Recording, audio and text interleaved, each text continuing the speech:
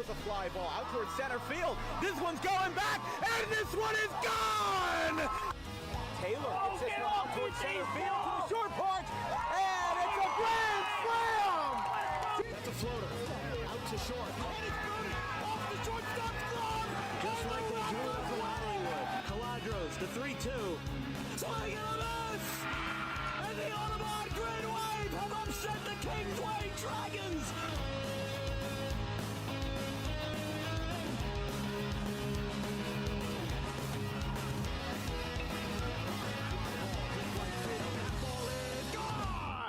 Grant Fournier, two-run shot to right.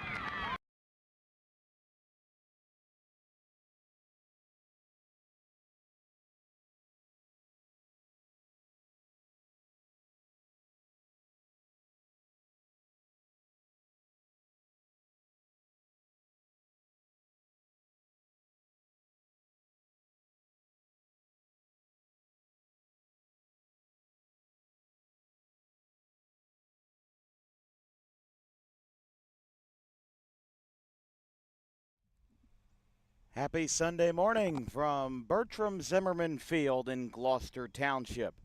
It's South Jersey NABA action, and do not be afraid, Phillies or Eagles fans.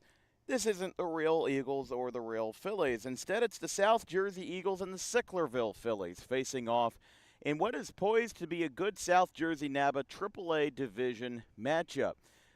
The Sicklerville Phillies, along with the South Jersey Lightning, are the only two teams remaining in South Jersey NABA Division AAA to be undefeated. The Eagles come in at 1-3, and for the Sicklerville Phillies, it's been a defensive standoff for them this year, as they have only allowed 3 runs in the regular season. Now, of course, 3 games is a small sample size, but when you're talking about a short season in the fall, it's always going to be a small sample size, right? I mean, you know, it's going to be interesting because the South Jersey Lightning, they are playing in Bridgeton today. They're playing the Bridgeton Aztecas. So that will be an interesting matchup because if Sicklerville gets upset by the Eagles, well, the Lightning have an opportunity to make some lightning happen, make some magic happen in Cumberland County. But today we're in Camden County. Again, we're at Bertram Zimmerman Park in the Gloucester Township Community Park in Gloucester Township, of course, just a half-mile away from Camden County College. We do have starting lineups. We do have our first pitch almost ready to go. Lineup cards and ground rules being exchanged behind home plate. It's going to be Billy Boz for the Eagles this afternoon. Meanwhile, it's going to be for Sicklerville. Excuse me, my apologies. It's going to be Jarrett Browning, the starting pitcher for Sicklerville. So we'll be back in just a moment. We've got, again, starting lineups and first pitch coming up in just a moment.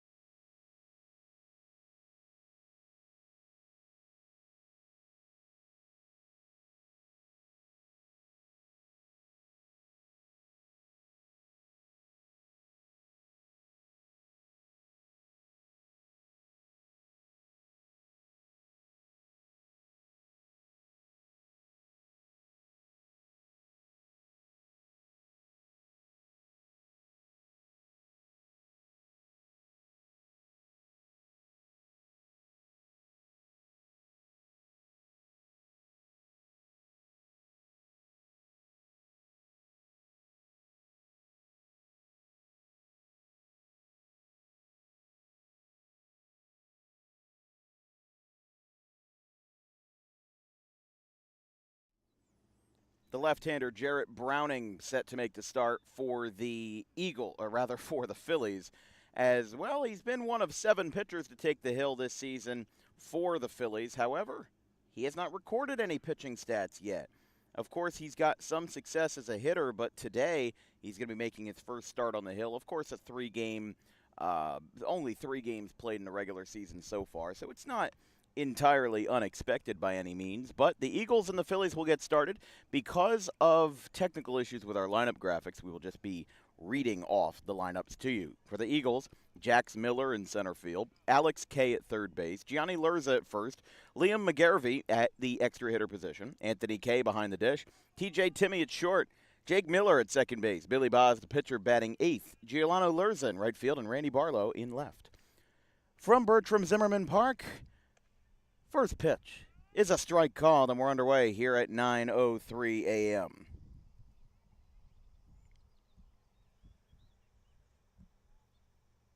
Left-hander delivers. Down and in. It is almost refreshing to call another baseball game after nearly 2 months off. It feels nice. I mean, we had been kind of MIA for baseball just because the Tri-County League ended in mid-August. Breaking ball, called a strike, 1-2. But the Eagles coming in 1-3 today. Eagles, along with the South Jersey Lightning, are the only 2 teams in the AAA division that are undefeated at this time. 7 teams, it looks like, in the division for NABA.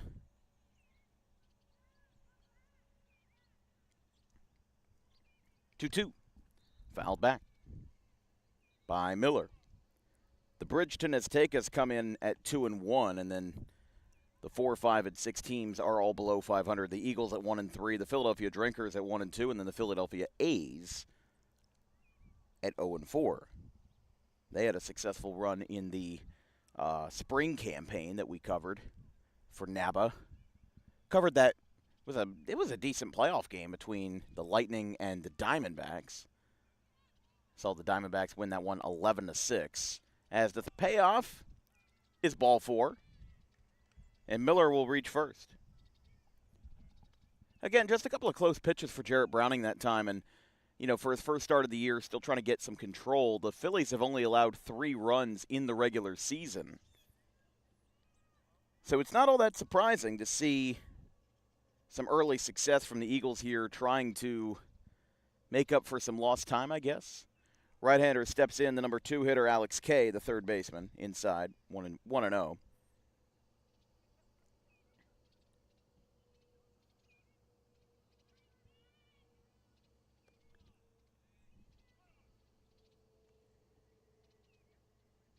Kay, a .222 hitter this season. 2 RBIs for him. Total of 2 for 9. He's played in all 3 games this season. Count should be 3-0. As again, just getting started. First pitch, temperature 59 degrees. Actually feels a little bit warmer than that, but maybe it's because of the sun, as that's a foul ball down the left field line. Came very close to getting beyond the reach of the third baseman, Velez Medina. It counts 3-1. But the big thing for the Eagles, again, versus a Phillies team that has only allowed 3 runs in the regular season, they've done quite well for themselves. Picked up a 2-1 win over the A's and a 6-2 win in Game 2 of that doubleheader. And that's where all 3 of those runs came from. And then their last game was a shutout. 3-1. That one's up and in. Excuse me, now it's 3-1, it looks like. Wanted to set up in the outfield today, just because the chain link fences can be a little bit brutal. And when you get a hill, it's a good shot. This one's a good shot out towards left center field. This one's going to split the gap. It's going to get down. Alex Kay is going to have extra bases, trouble in center field. Third baseman's waving him around. Here comes the throw. No throw. RBI double off the bat of Alex Kay. And the Eagles lead it 1-0 over the Phillies.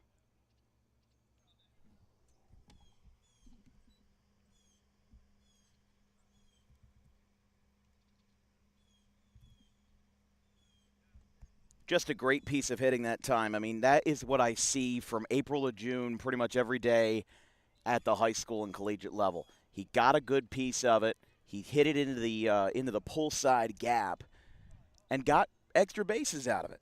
You can't be mad at that. It will bring up the number 3 hitter for the Eagles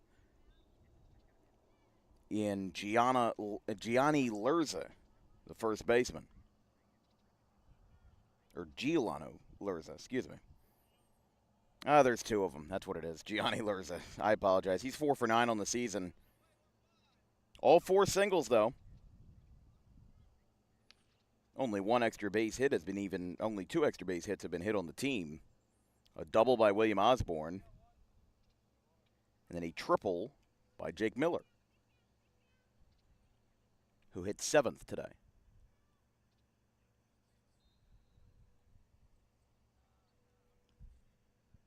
One away. Runner moves over to third. And now here's McGarvey. Lefty-lefty matchup. I mean, I like the fact that the Phillies went with tapped into a southpaw tonight. Oh, that one's way high. Runner's going to come home. There's a deep backstop, and that will be a second run for the Eagles. They lead this one 2-0. As well, so much for that defensive standoff that we were just talking about. The Phillies have allowed 2 runs in the first inning, which is equivalent to what they allowed in all of their doubleheader versus the Philadelphia A's several weeks ago.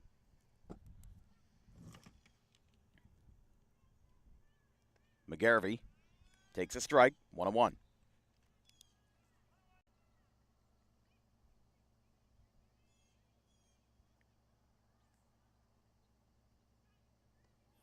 Down low, changeup.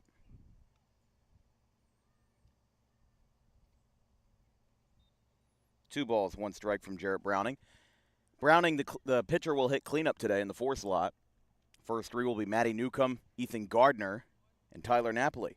That's a familiar name, Camden County College. I believe a former Timber Creek grad. He hit a grand slam versus Lehigh Carbon back in 2024 in what was a 13-1 doubleheader. As Browning picks up the strikeout, and there's out number 2. Yeah, that's the crazy thing. That was only out number 2, and we're already now going to be over to Anthony Kay, the number 5 hitter.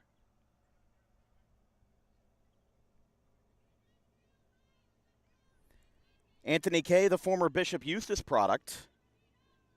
No relation to the Mets left-handed pitcher, Anthony Kay. Although, well, if you're a Mets fan, they don't have anything to do in October.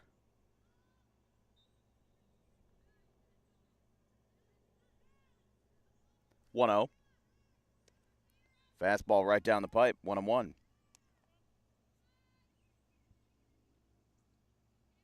Yeah, Kay was the starting catcher for that Sam Tropiano team in 2024 that went 21-7 with a 9-1 record in the Olympic National. Ground ball to short. This one's picked up. No, it's booted. And that will be an E6 as Kay will reach first. And the offensive onslaught continues for the Eagles here in the first. Now you're kind of in a little bit of a conundrum here because you've picked up a strikeout. You're just a little bit away from getting out of the inning, and now you've got a runner on first thanks to an error. And they will run for the catcher. But, yeah, Kay had a good season. I mean, he was teammates with a lot of strong athletes. Franco Iannone, Dante Bell, they're entering their senior seasons now. Not to mention the fact that he was the primary catcher for Landon Mack, who just picked up Big Ten all-freshman team honors. Had a really good freshman season at Rutgers in 2025. Getting his fastball up to 95. But Bishop Eustis is always going to be competitive, and Anthony Kay still looking to lick his chops here in NABA. Sixth batter is TJ Timmy. As this one's hit out towards left center field, that is going to drop on a hop. Kay's runner will hold at second. McGarvey, the prior hitter, is the runner. That's a base hit. And there's 2 on. And still 2 out, 2 runs across. So TJ Ruggieri with a base hit. Now that brings up Jake Miller. Miller, a 167 hitter so far, but he does have a 500 on-base percentage with a handful of walks that he's accrued. Strike called, 0-1.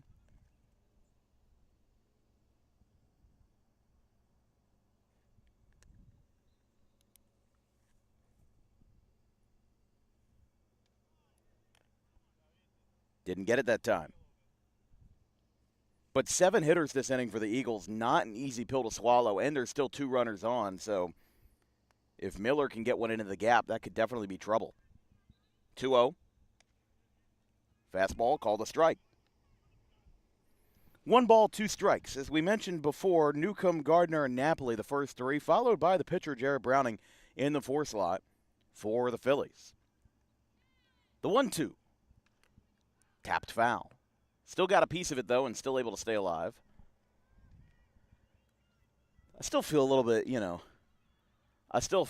rough around the edges, not having called a baseball game in 2 months. Sometimes I'll sit down and watch the Phillies game. With all due respect to McCarthy and whoever's joining him, I sometimes mute it and talk over them. But that's how you practice, just like these guys practice. 2 strikeouts. Jarrett Browning in the first inning. He gives up 2 runs, but they leave 2 runners on, and the damage most certainly is limited. We'll be right back after this. 2-0 Eagles after a half frame.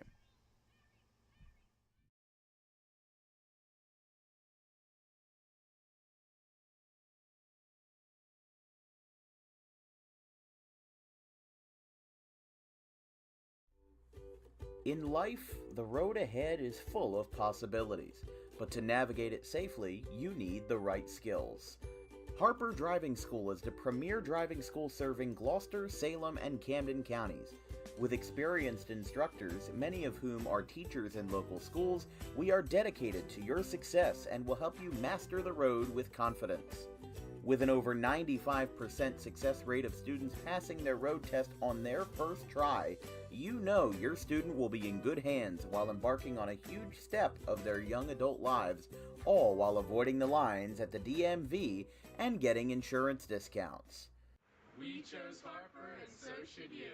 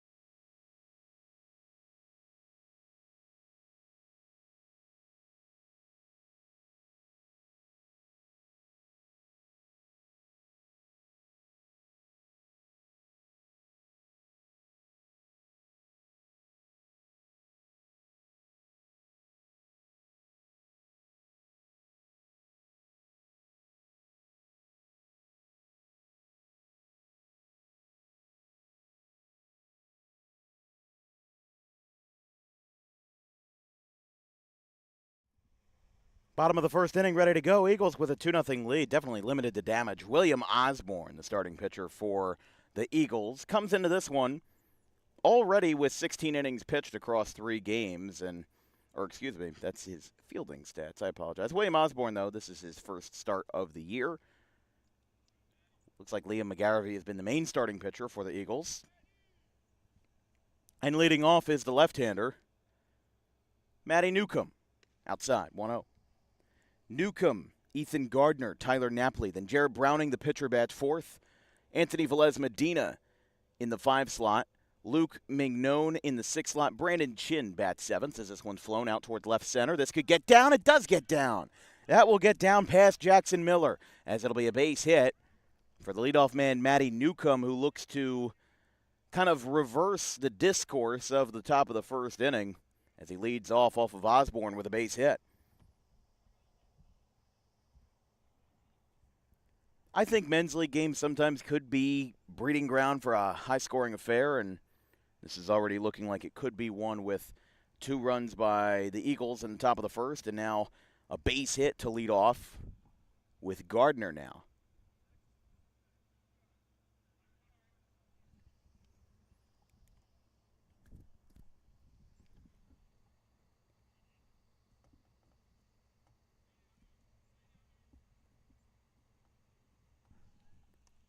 Outside, 1-0.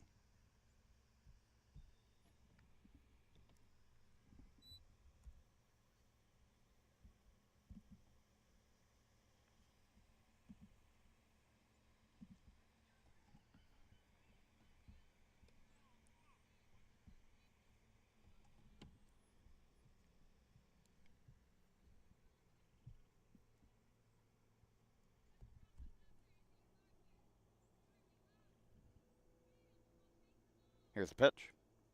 Fouled back. That one's going to be tough to get into the trees. I guess there's some developments back there. There's a couple of houses on the far side, but that's not even close to where this field is. You can see they're all the way down there, over beyond left field. Up and away, 3-1. This is going to be a tough pill to swallow if the Eagles give up these 2 runs. Obviously, again, Sicklerville 3-0. You're trying to be upset kings against the Phillies, the top team right now in the AAA division, tied with the Lightning. As this ball's hit well out towards center field, it'll stay in the ballpark, actually straight away for Miller in center. 1 away. And now here's Tyler Napoli. Napoli might be one of the few players that we've had the luxury of covering in both the college circuit and in the men's league. Again, he's got Nick Napoli, his brother, but Tyler Napoli hit the Grand Slam versus Lehigh Carbon. It was the first Grand Slam that we had ever had in Dan Wilkins Broadcasting baseball. It took us 2 years to get one. But where he went to college, Camden County College, right down the road from here in Gloucester Township, literally a half mile down the street here in Sicklerville. Sicklerville / Blackwood / Gloucester Township. There's a swing and a miss. 0-2. In his sophomore season, the Timber Creek grad, again Timber Creek also in Sicklerville, hit .356 with a homer, 17 RBI, and 16 stolen bases, which was, again, coming off of his sophomore season in 2025. He was a freshman in 24. Of course, played under John Cates at Timber Creek. Coach I've gotten to know very well for our love of the Grateful Dead and others. But, Cates is a great head coach, helping run the Diamond Classic. 2 balls, 2 strikes to Napoli. But, yeah, I remember 2024, his freshman season, he had a Grand Slam versus Lehigh Carbon. And that was an odd doubleheader because in the first game, Camden County won 13-1. And now Napoli skies it left field. This will be straight away, backpedaling and able to make the catch that time is the left fielder Barlow. 2 away for Jarrett Browning. But, yeah, in that second game, it was 13-10. Camden split the doubleheader after blowing Lehigh Carbon out of the water in Game 1 of that series. Because for those unfamiliar, in JUCO baseball, you usually play 3-game series versus your opponents in conference, that is, in your region. And you usually play, like, let's say Friday, you play a 9-inning game either at your place or at their facilities. And then on Saturday, you would play doubleheader at the inverse of wherever the first game was. So for this case, let's say Lehigh Carbon and Camden County, if Game 1 was on the road at Lehigh Carbon, then Games 2 and 3 would be a doubleheader at Camden. I don't know why it is that way. I mean, most college baseball in Division I usually does 3-game conference series with Friday, Saturday, Sunday, and then leave the midweek for non-conference games. I don't know why JUCO does it that way, because that's 4 innings shaved off if you only play 7 in your doubleheaders. But Osborne versus Browning, 2 pitchers facing off here.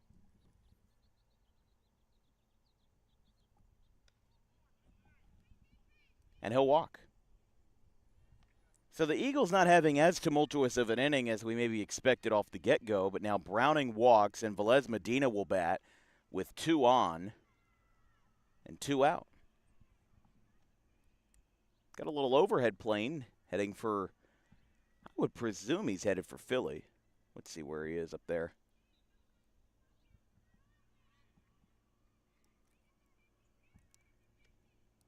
First pitch is a ball. Yeah, there's the banner plane. Can't read what the banner says, but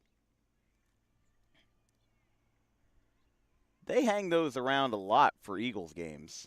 Not the South Jersey Eagles, but the Philadelphia Eagles. They're home today.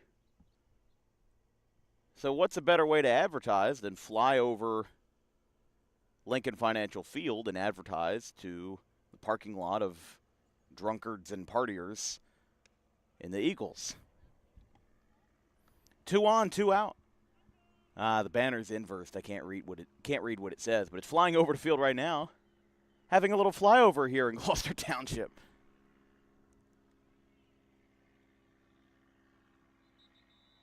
That's cool. Swing and a miss. Velez Medina strikes out swinging, and the Eagles get out of the jam. They get 2 runners aboard with 2 walks, or rather a walk and a base hit, and the inning is over as Osborne able to deal a scoreless first. We're through 1 here in Sicklerville. It's the Eagles 2 and the Phillies 0.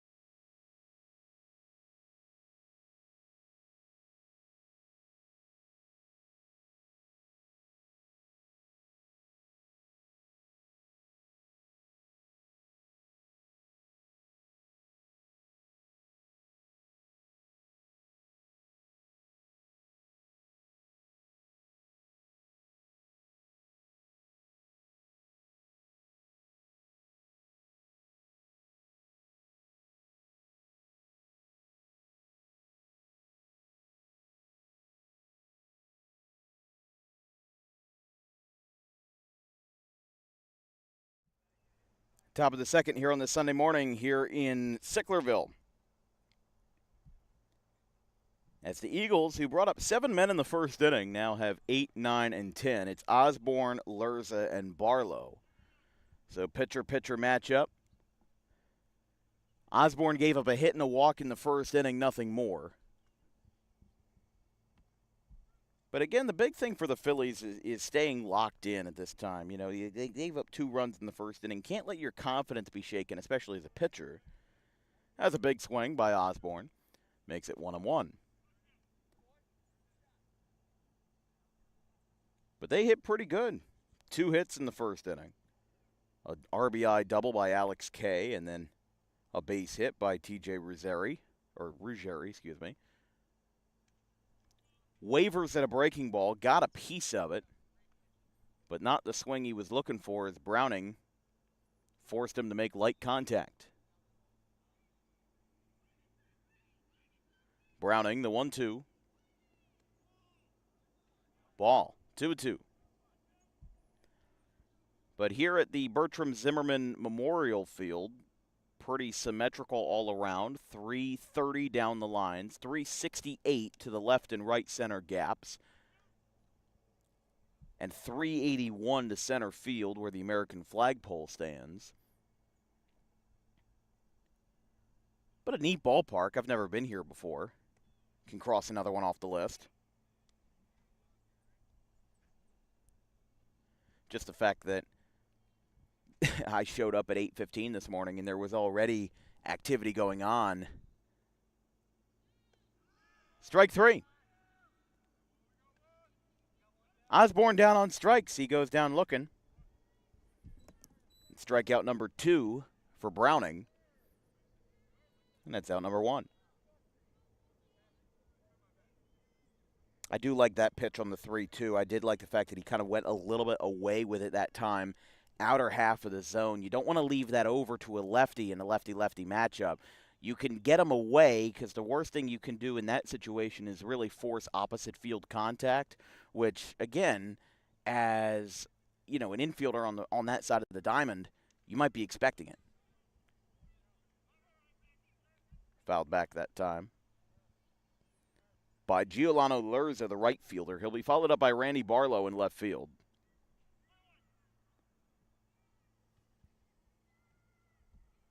One ball, one strike.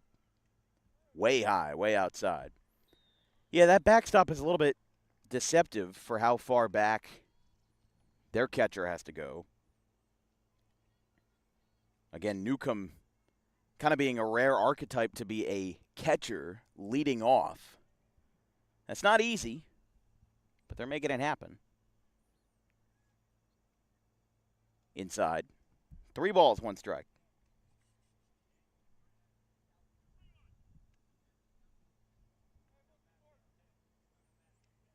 Can't allow a lot of walks here.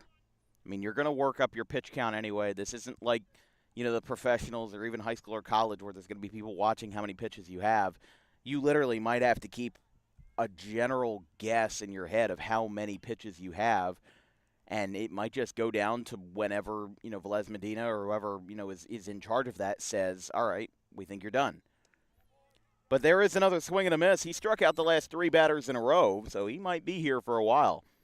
Giuliano Lerza strikes out. And there's 2 away. 2 up, 2 down for the Eagles. And now it's going to be Randy Barlow, the left fielder.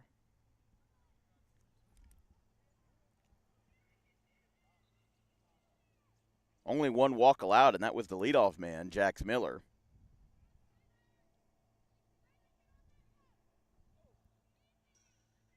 Missed that time.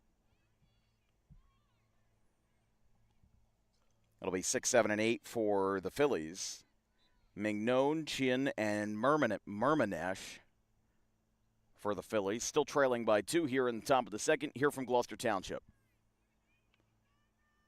Swung at one that was well up and in, but he was able to foul it off into the parking lot, and it's 1-1. Yeah, that's definitely one of those situations getting crossed up. You think that, that pitch is going to come a little bit lower in the zone, and it's basically like swinging for self-defense at that point. It's not an easy thing to overcome, but now Browning's got a little bit more confidence. He was struggling with his control, but now he's 1 pitch away from a 1-2-3 second inning. Gets this one back up the middle out to second base. It's barehanded. Here comes the throw. He got him. How about that from the shortstop, Tyler Napoli, showing off his leather just like he did a half mile down the road at Camden County. That will be a 1-2-3 inning for Jarrett Browning. And through an inning and a half here in Sicklerville, Eagles still lead by 2.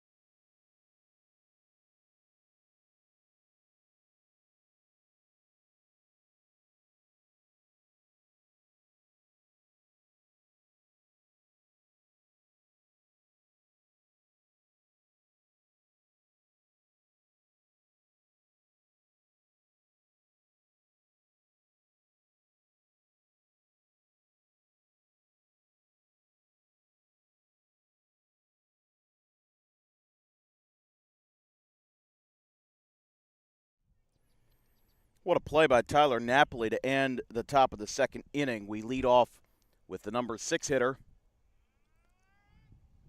Mignone, the center fielder. It'll be Brandon Chin and then Nick Murmanesh in the 8 slot. But that's a big rebound inning there from Sicklerville. I like it. I mean, Napoli coming and getting the team fired up with a huge barehanded play. Really athletic at shortstop. And then, well, after that, again, 1-2-3 inning. You gave up 7 batters in the first. That's not easy. 2 hits, a walk, an error. You know, just a not clean inning. 2 runs. And then you come back 2 strikeouts and a ground out in the bottom of the order. 2-2. Osborne with a strikeout, a hit, and a walk to his record so far. And a swing and a miss. He got him. Osborne picks up his second strikeout, and it comes at the hands of the center fielder, Luke Mignone.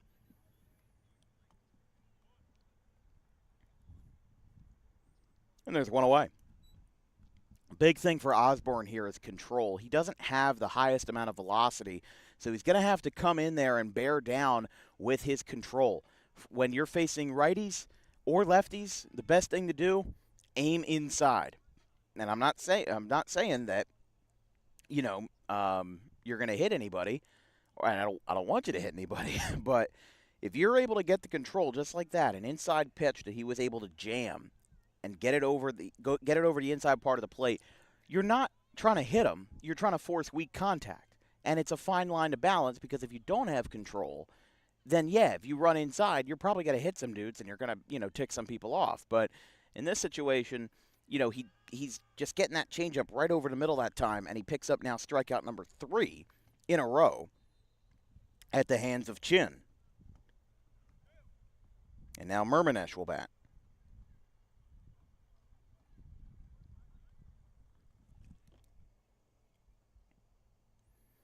2 away, bottom of the second.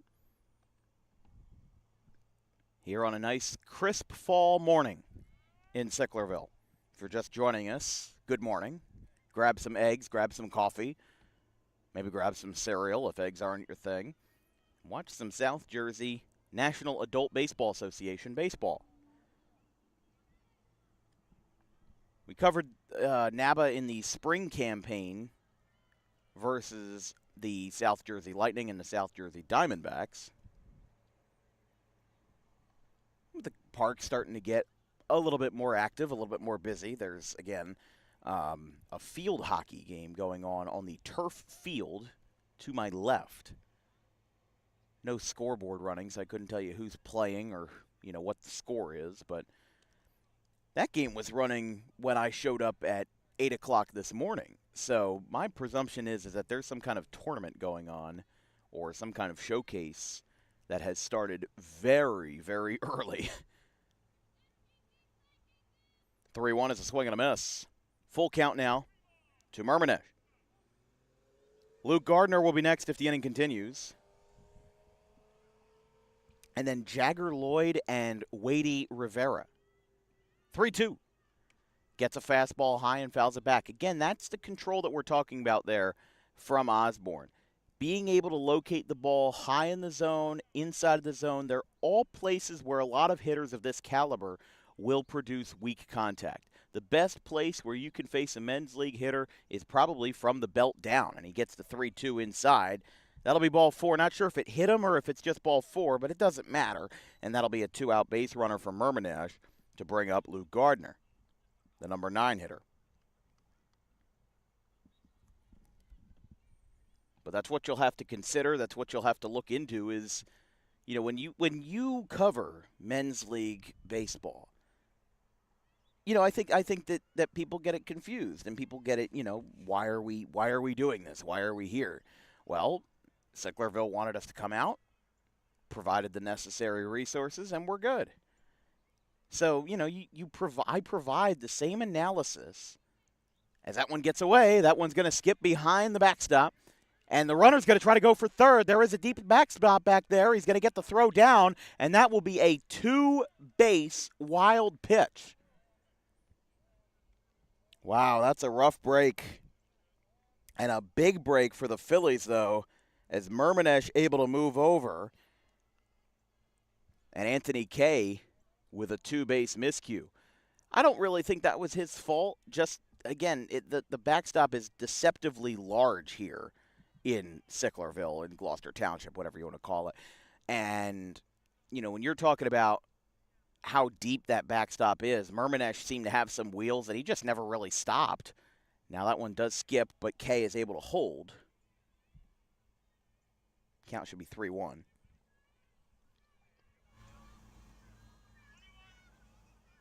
Excuse me, 2 balls, 1 strike. To Gardner, and then again, 10 and 11 will be Jagger, Lloyd, and Rivera.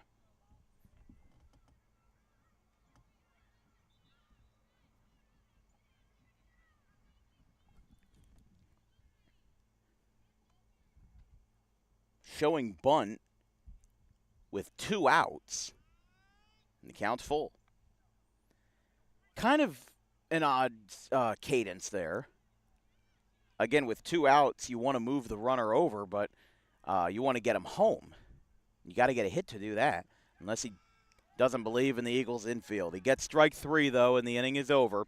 3 strikeouts for William Osborne. They call him Billy Boz over in the lineup card. But William Osborne picks up 3 strikeouts. He's got 4 of them this morning as the Eagles lead 2-0 after 2.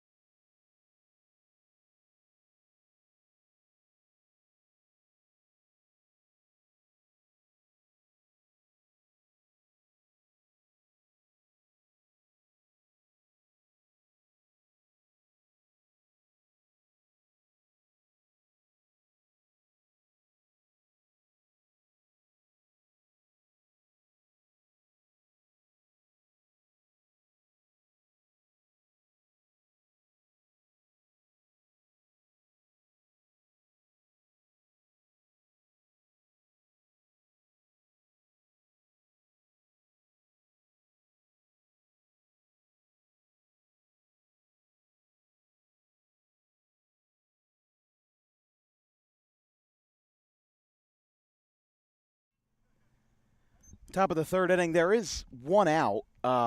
We missed the first out. There have been some technical issues that we've been dealing with today, so I apologize. But it was an at-bat that ended with Miller to a ground out to first. Swing and a miss.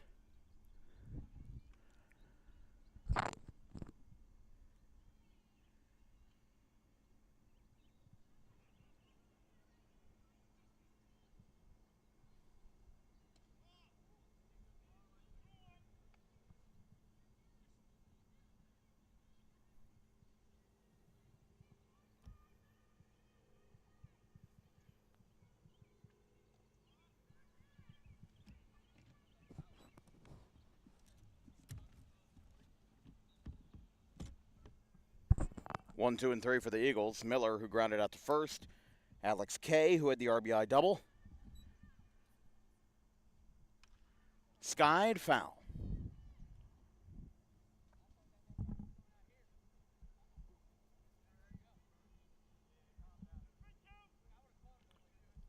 Full count. 3 balls, 2 strikes with 1 away. Browning to Alex Kay. That is away. Ball 4. So Kay has reached base both times, and now Gianni Lurzi will be the batter.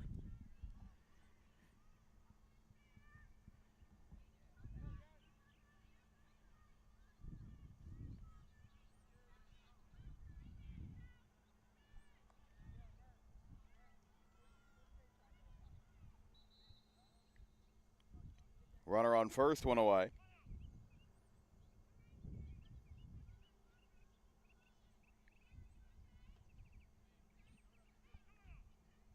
Two balls, no strikes.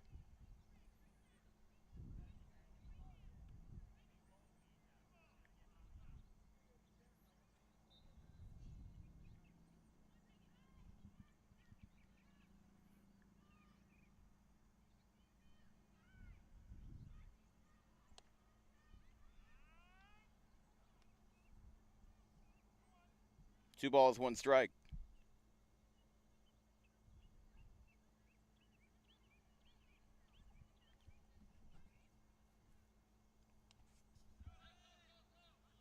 Ball gets away.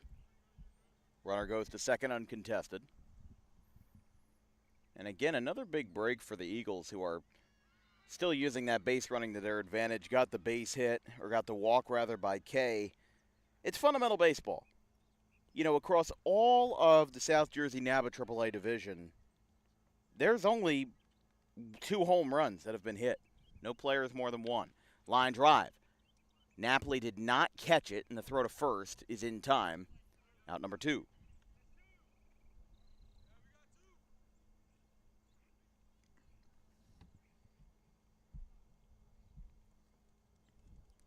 Two down for McGarvey. Second time Lurzi's grounded out to short.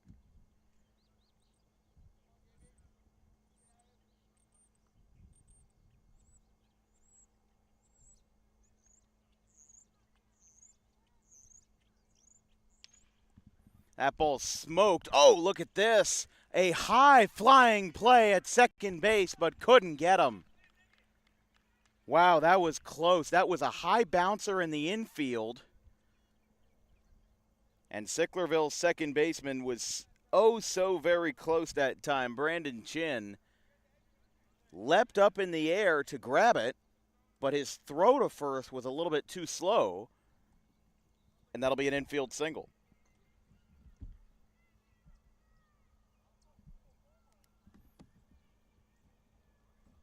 So McGarvey now 1 for 2, and now it's Anthony Kay, who reached on an E6 his last time.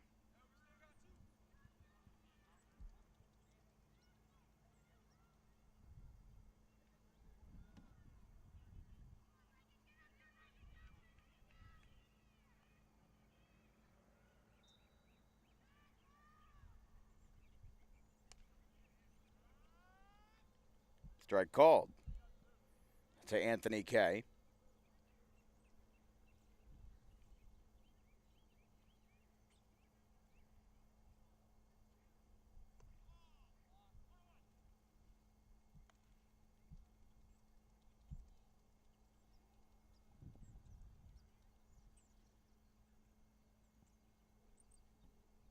One ball, 1 strike. Up and in. But yeah, as soon as I saw Anthony Kay in the lineup card, I'm like, I remember that name from his time at Bishop Eustis. Of course, my alma mater being Audubon, they always played in the Ralph Shaw tournament, which was made up of, or is made up of 4 teams, Audubon being the host, and the 2 mainstays from year over year has been Bishop Eustis and Kingsway. And that 4th team, which is usually the team that loses, has changed over the years. When I started, it was Kings Christian, which, funny enough, was coached by John Scanzano, the Camden County coach. That's a swing and a miss, but the ball does get away from Newcomb, and the count is full. The runner moves in the scoring position, so a big chance for K to make some contact and put some more runs on the board. If he can drive one into the gap, he doesn't even have to drive one into the gap. All he needs is to get the ball into the outfield. Now the umpires are coming in here trying to confer and see what the issue is.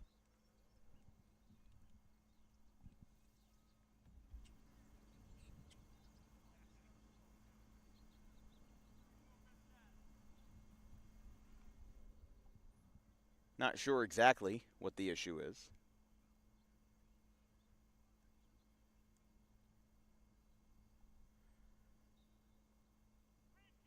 Three balls, two strikes. I think the argument was over whether or not he made contact with the ball. 3-2. There's a line drive. It is fair. Left field line. This is going to bring home both runs. 2-run single, Anthony K. And the Eagles lead this one 4-0. Anthony K. already reached base on an error. Now he gets a stat that will help his card with a 2-run single to left. And the Eagles now lead this one 4-0. Kay just got a good piece of that ball. That's what I remember from him at Bishop Eustace, was he was somebody that he wouldn't hit home runs, but he would hit line drives, especially pull side. When he got a good pitch like that, he was able to send it inside, send it down the left field line, and he brought home 2 runners in scoring position, not only for back-to-back hits against Browning, but a 2-run single, and it's 4-zip. Browning's first pitch to Ruggieri is a strike. Runner on first, 2 down. But Sicklerville definitely down on their luck in the first 3 innings of this one. That one skips away. And the runner will get the second.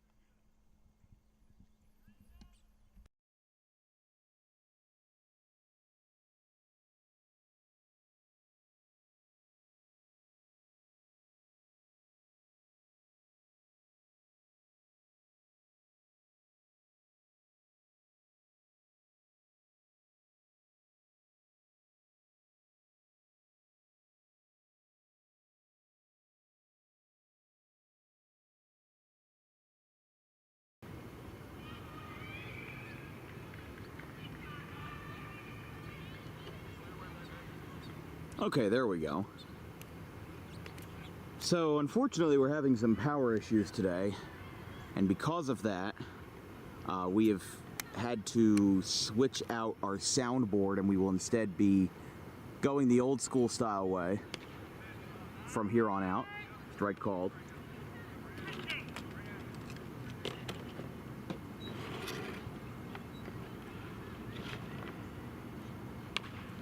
Ground ball. Shortstop. Napoli's got it. Throw to first is in time, and the side is retired. Sicklerville gives up 2 more runs, though, as Anthony K. drives home runners in scoring position with a clutch 2-out single. We go to the bottom of the third. Still, well, now it's South Jersey 4, Sicklerville 0.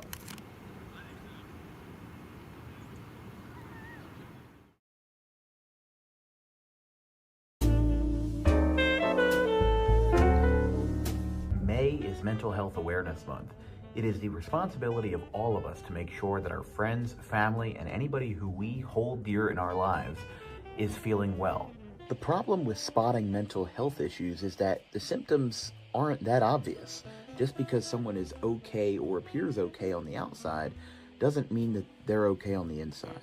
It's important that if they are in distress, that they call the right people and they get the help that they need. And it is very important that we treat each other with respect, regardless of who you are or where you come from. But it is just as important that we treat ourselves with respect, regardless of the situation going on in our lives. If you're in distress, you can call this number, 988, or you can visit any of these websites if you're not in distress, but would like to learn more information about mental health awareness and research.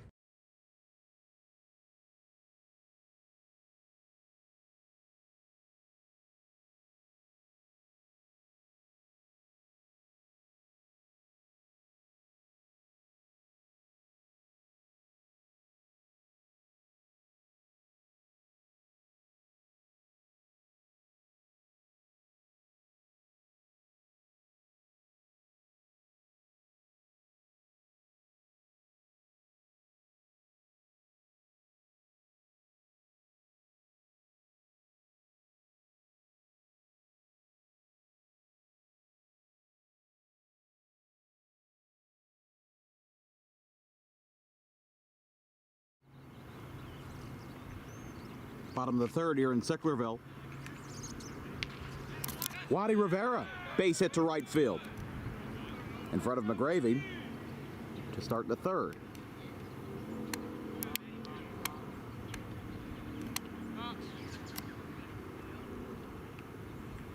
First pitch, don't mind swinging at that at all. I think that that's going to be a good strategy for Sicklerville here, is just, you know, getting Osborne uncomfortable, getting under his skin a little bit, just finding a way to make the situation more favorable for the Phillies. I mean, obviously, you know, when we talk about these two teams right now, what they're capable of, Sicklerville 3-0.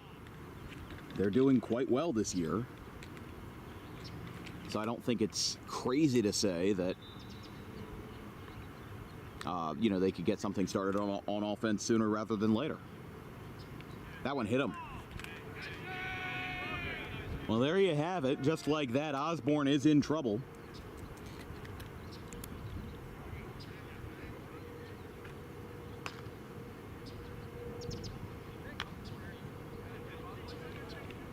Two on, nobody out. And that was after your number 11 hitter, Rivera, got a base hit.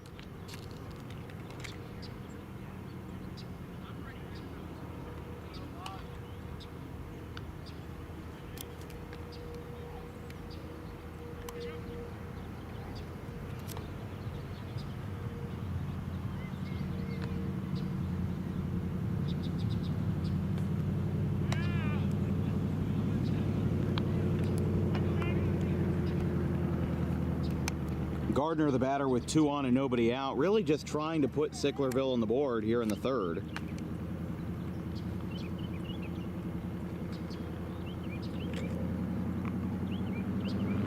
That hits him. Bases loaded. And this is going to make a really odd situation here. A single and two hit by pitches. And William Osborne, talking with his catcher Anthony Kay, could be in trouble.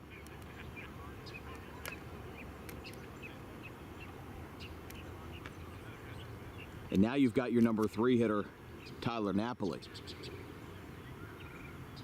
Dare I say that Napoli could be capable of hitting a game-tying grand slam?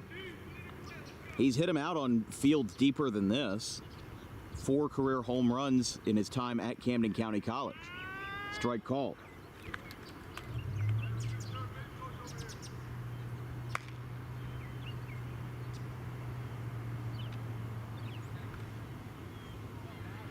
Bases loaded. Nobody out. Outside. You have to imagine that Osborne is pitching conservatively to Napoli. In this situation, at this time, bases loaded, you're up by 4 runs. Even if he doesn't hit it out, a gapper cuts the lead significantly. And you're not out of the woods yet. You got Jarrett Browning next, a cleanup man, and then Velez Medina. You're kind of going to be stuck no matter what you have.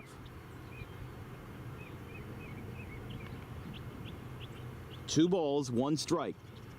Had one well outside that time as Napoli fouls it back. 2-2 now.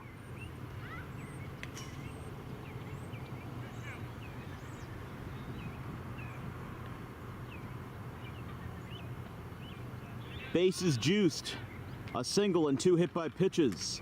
Napoli sends a ball deep, left center field. This is going to be back. It's over the head of Miller. This is going to bring home 1 run, 2 runs around. They'll hold up run number 3. The ball goes away in the infield. Tyler Napoli, 2-run double. And the Phillies are on the board. It's 4-2.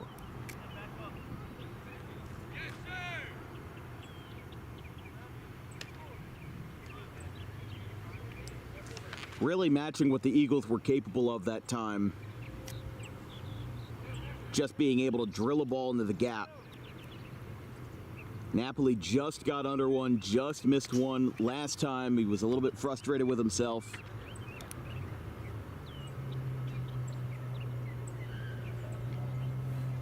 And now Rivera and the leadoff man Newcomb are the ones that come around to score. Now Gardner is at third. So still 2 runners on. Could be just a bloop base hit to tie things up.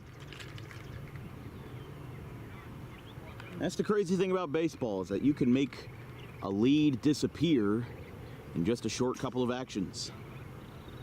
Football, you got to work a lot harder for it. Basketball, you got to work a lot harder for it.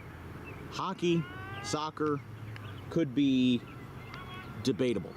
But in this case, Phillies were down 4-0. Napoli cut the lead in half with a 2-run double, 1 swing of the bat, and now another could tie the game. Just like this, fly ball into the left center gap. This time it's caught in left field by Barlow. Looked like it was going to be down into the gap, but instead it hangs up straight away. Out number 1.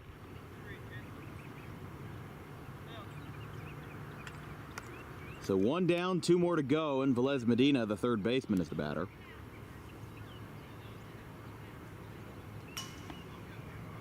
And Browning, again, even as a left-handed hitter, got a good piece of wood on it. Just a little bit too much of a line drive. If he actually hit that a little bit softer, which I don't know how much you can teach soft contact, but again, it's a very fine line to cross. It's almost of a gray area, but it keeps Sicklerville trailing 4-2. To Velez Medina. Gets it over to middle. Osborne has trouble with it. Shortstop has trouble with it. Throw to first is in time. Velez Medina struggled to run it down the line. It does score 1 run, and it's 4-3.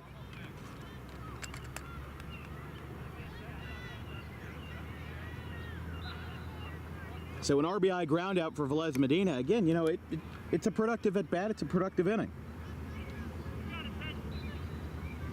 I'm sure he would have loved to get a base hit out of it, but what are you going to do? You got the run, and now it's a 1-run game. Popped up, back behind the dish, and out of play.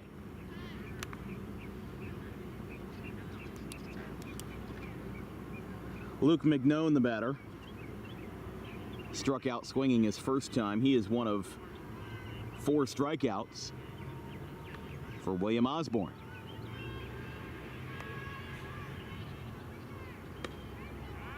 Strike called.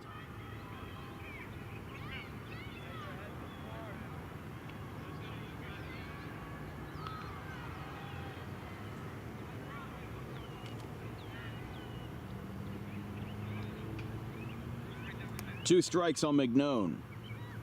Hits this out towards right center field. Miller going over, and he makes the catch. Saves the lead for the Eagles. Fly, Miller, fly. Right center, he gets it down and chases it down into the gap to retire the side. A 3-run frame for Sicklerville, though, still proves productive.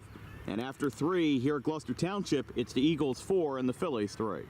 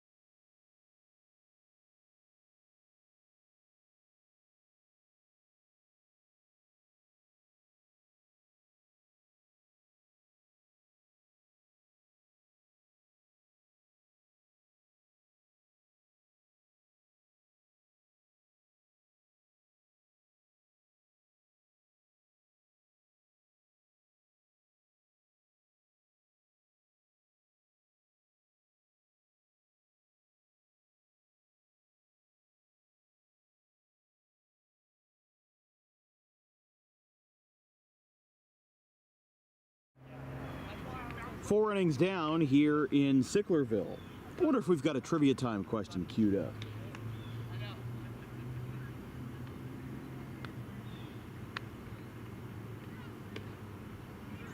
Never mind, we do not. Okay, that answers that.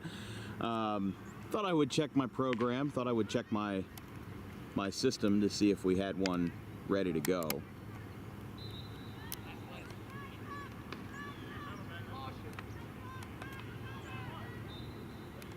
New pitcher is the right-hander Brandon Chin. Coming in for the Phillies after 3 innings by Jarrett Browning. Guess he needed some extra time to warm up. It looked like they were about to throw it down. So I apologize. Came back a little bit early. There you go. There's your 2 spot.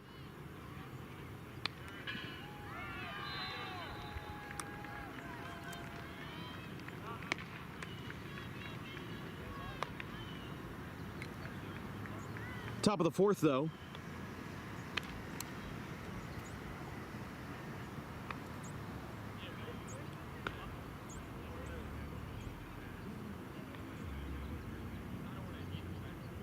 So Chin, again, the new pitcher, after Mignon ended the inning.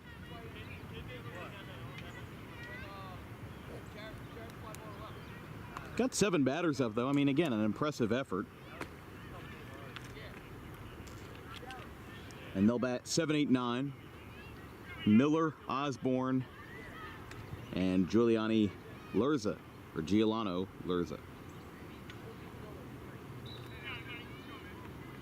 So 3 innings by Browning, and now Sicklerville makes a change.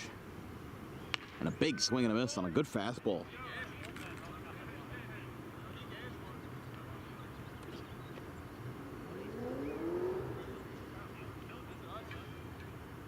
Oh, 1. Man, I'm impressed from Brandon Chin. Guys like him might be why Sicklerville's only allowed 3 runs in the first two games of the season. 1-2.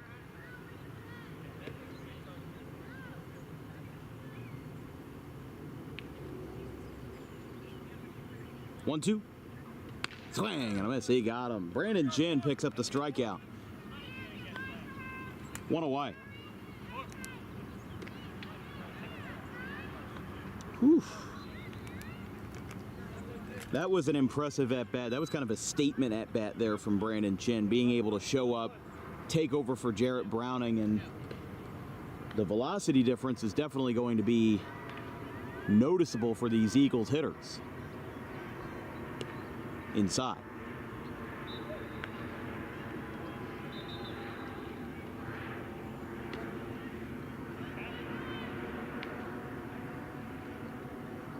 (1-0).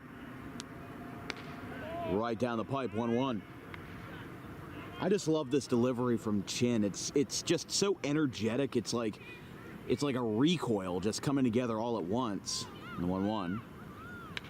Fouled back.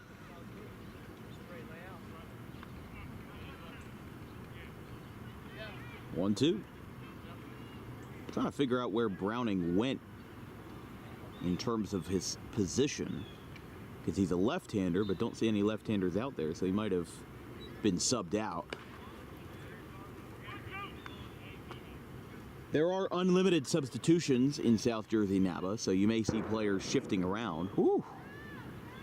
What was that? 3-2. Swing and a miss. Back-to-back strikeouts as Osborne, the pitcher, goes down. 2 away. And now Giuliano Lurza, the batter.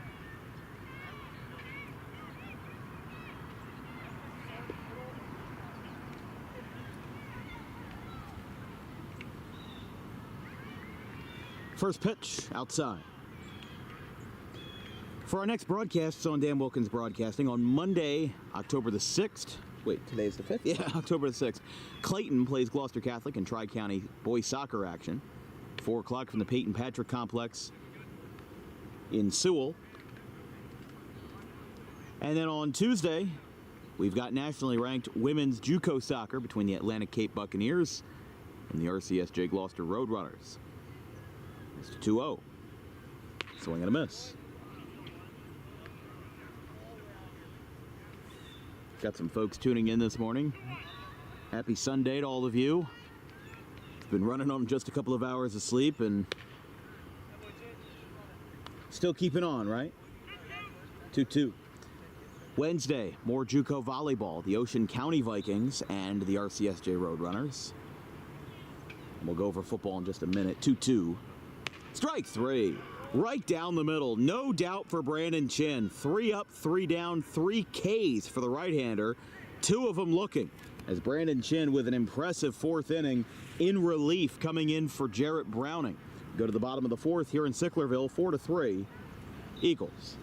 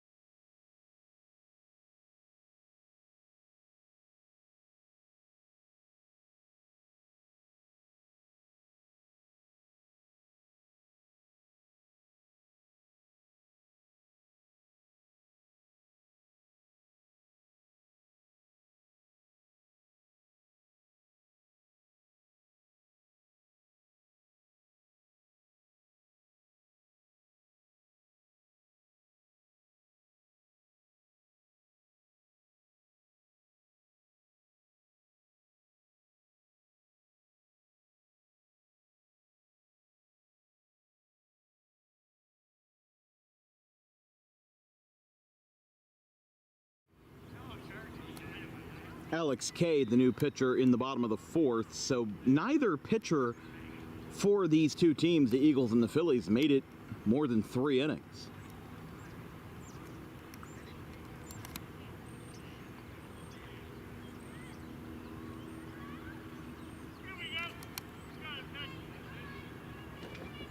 But Brandon Chin, what an inning for him. Struck out the side, and now he gets to lead off. And he's got to get a base hit. Right center field. 1 pitch, 1 hit for Chin. And the Phillies have the tying run aboard.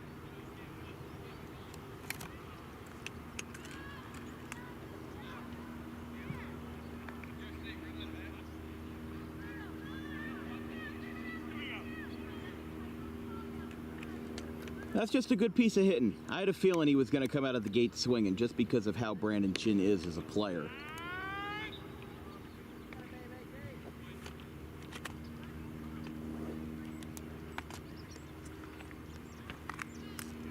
Chin, Marmanesh, and Luke Gardner. Got another banner plane flying over. presumably en route to the Eagles. And then that banner itself says CP Rankin.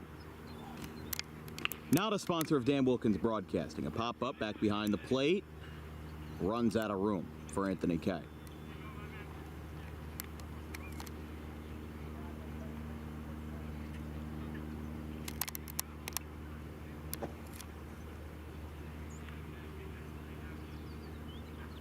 Some folks making their way around the park here this morning on this Sunday. 1 ball, 2 strikes.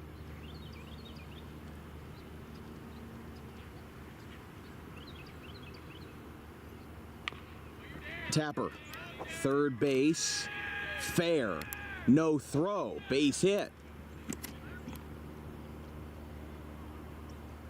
And now a single for Murmanesh.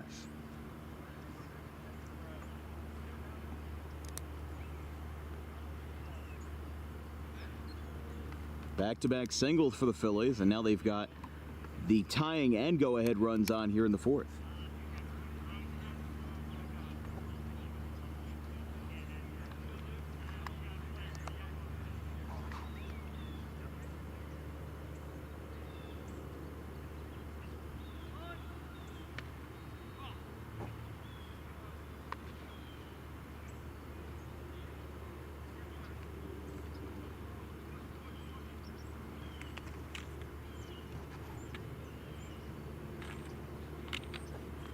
Two on, nobody out for Gardner.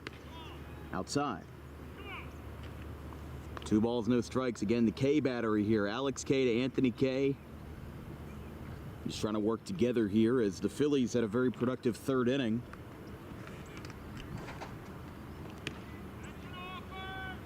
They said he went on the bunt.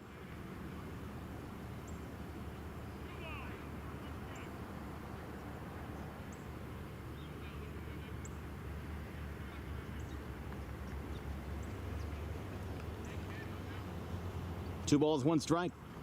Ground ball out towards short. This could skip through. Sliding stop, can't get there. And the bases are loaded for the Phillies.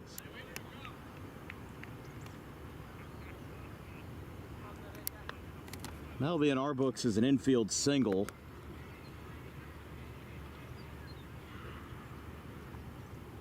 I would imagine the home book might agree, but now you've got Lloyd.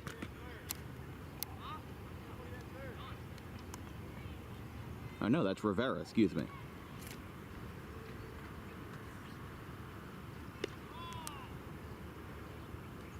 Rivera led off the third with a single.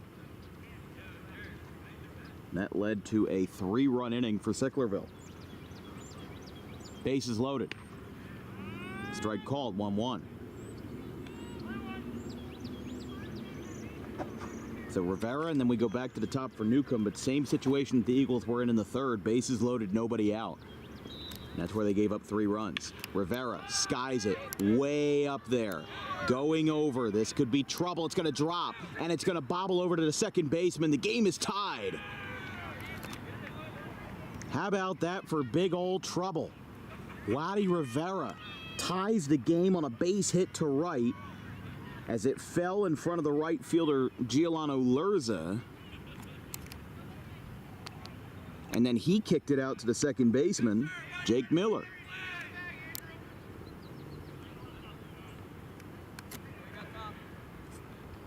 What a way to tie the game for the Phillies that time. Just dropped. I'm not sure if there was a miscommunication or what, but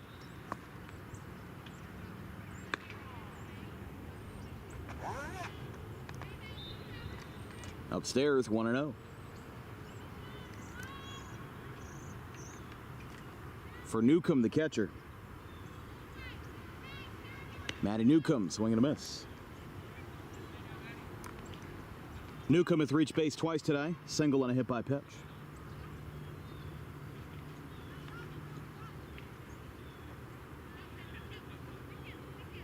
Newcomb, center field. This could give them the lead. Miller backpedaling. He's got it. Miller's got to play. He's going to fire it to the plate. It's going to be close. Not in time. And the Phillies take a 5-4 lead on a sacrifice fly off the bat of Matty Newcomb. 2-run frame.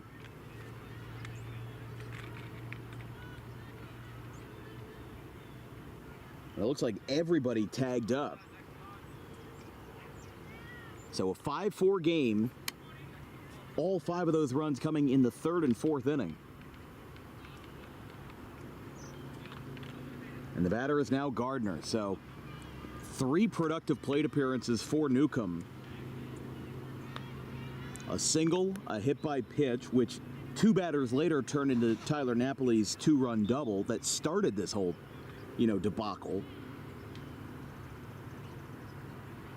Now only 1 out. A couple of big swings that time by Eddie Gardner. Again, trying to pad the lead, trying to provide a little bit of insurance. But again, it just feels like the Phillies have been on a renaissance. They didn't have anything going for the first 2 innings. And that is a swing and a miss. Kay strikes him out. So Kay gets his first K. Pun entirely intended, and there's 2 away. Again, Tyler Napoli, the batter. 2-run double in his last at-bat, 1 for 2.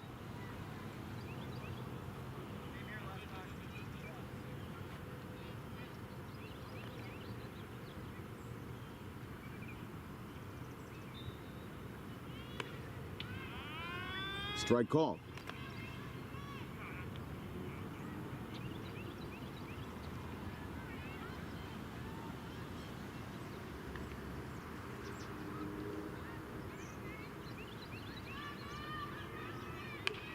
Popped up, first base side. Over is Lurza. Sliding is the catcher, Anthony Kay. And he did not make the catch.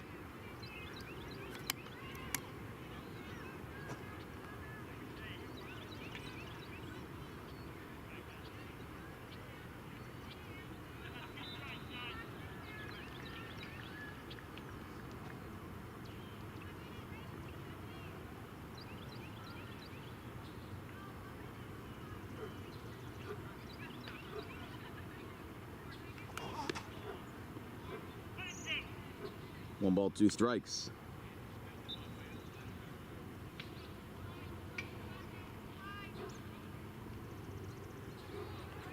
Alex Kay looking to limit the damage, although the damage has been done. Now you're playing salvage points at this point. Upstairs. 2 balls, 2 strikes.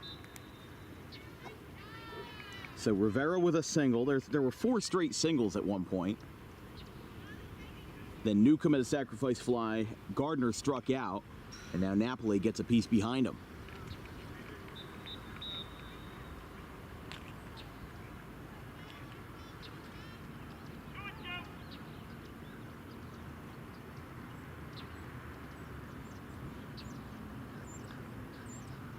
Two balls, 2 strikes, 2 outs. Up and in, behind Napoli. Oh, here comes the runner to the plate. He's going to try to steal home. And he is out. Wow, that was unusual there. Sicklerville tried to get a run home. I don't know if they were trying to catch him off guard.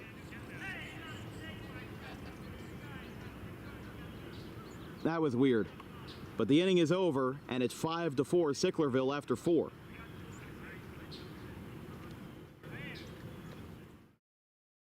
Jersey is the number 2 seed. As we said, they beat Manville 19-0 in the first round, which was even larger than Audubon's 16-0 win over Paulsboro as the 1 seed in the first round. That one's hit out towards center field straight away. Oh, she misjudged it. Got over her head in center field. Now this one's got a chance to be 3 bases for Spire. She's flying around third. Here comes the throw to the plate. It is not in time. What a way to kick off a semifinal with an inside the park home run. Emma Spire, who will take her talents to the Great Danes after 2026, lights up the scoreboard with a fly ball that got misjudged in center field.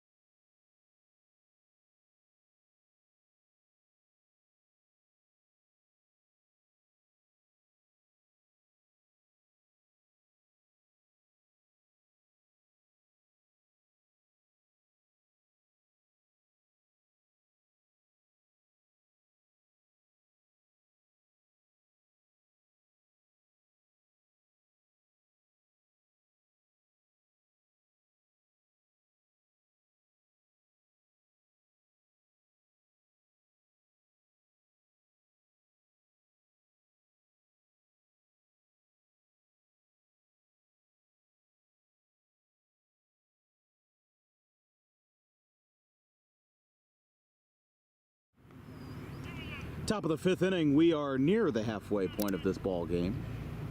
Brandon Chin off for inning number 2 in relief. Outside.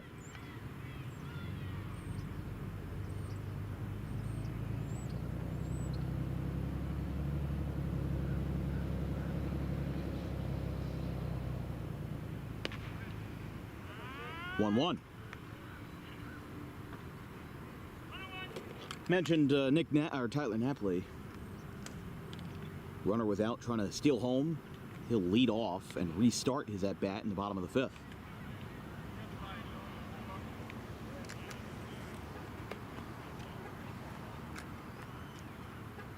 Barlow the leadoff, followed by Jax Miller and Alex Kay. 10, 1-2. And the count is 1-2 from Chin. That's 4. 4 batters, 4 outs, 4 strikeouts. And Brandon Chin really being a game saver for the Phillies, who were down 4-0 in the top of the third inning. I mean, it was a rocky start for Jarrett Browning. Gave up 2 runs in the first, 2 runs in the third.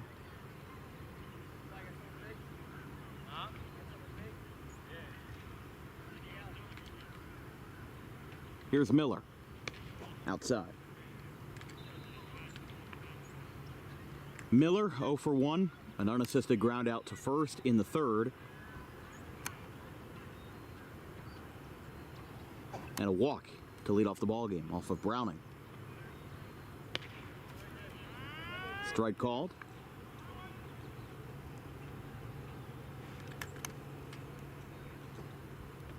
Actually, that looks like it's Alex Kay, so I apologize. Miller must have let off.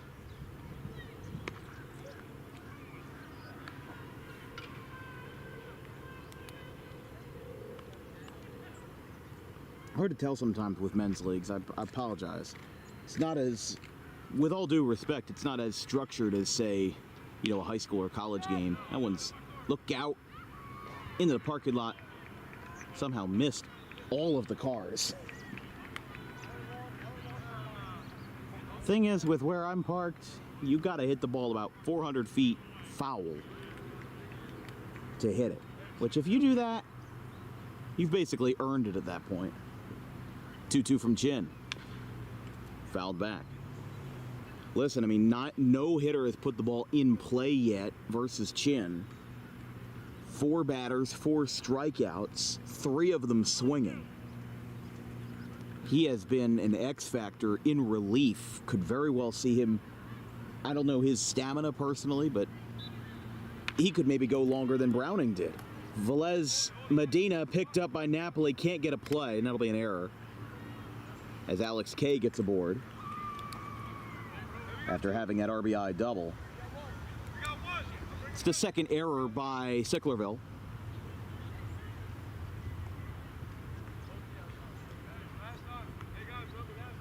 Now the batter is Lurzy.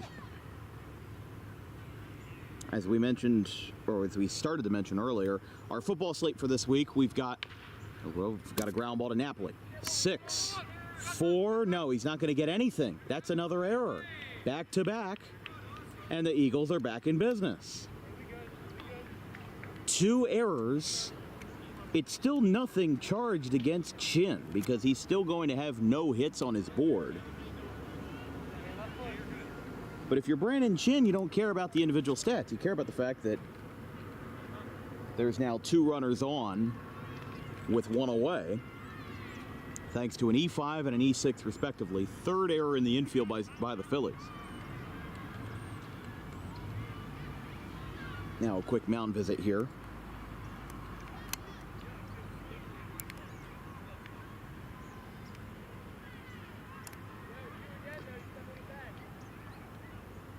But on Thursday, October the 9th, we've got some action between Group 2s and Group 1s in non-divisional play between the Cinnaminson Pirates and the Glassboro Bulldogs, starting at 6 p.m. from Glassboro, looking for their 20th straight win.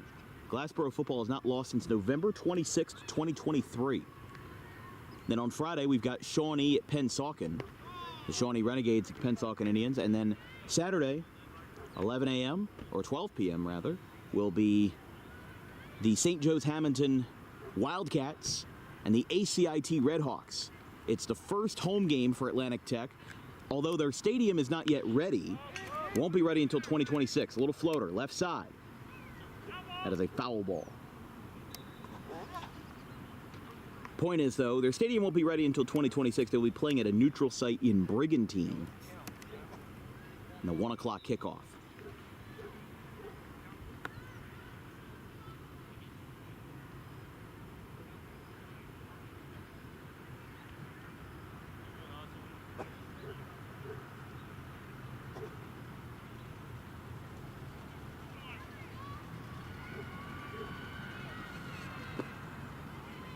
One out, 2 runners on. Brandon Chin with his first trouble of the day, but not of his own cause, not of his own choosing.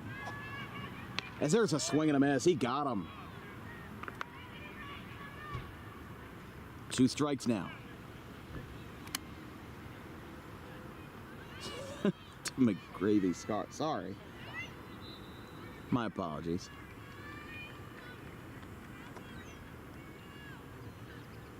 Chin.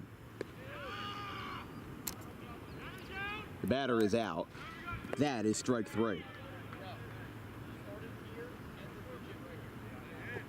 2 outs now. The batter is Anthony Kay. He's got Alex Kay on second base.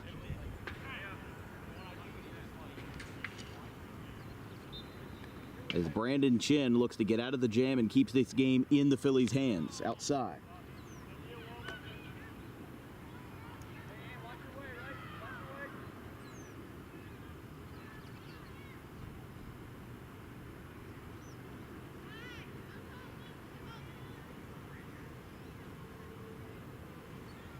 Kay on the ground, third base. Medina drops it, but he will go to the tag bag at third. He will go to the lead base runner, and the inning is over. The Eagles leave 2 runners on. We're halfway home in Gloucester Township. It's the Phillies 5, the Eagles 4.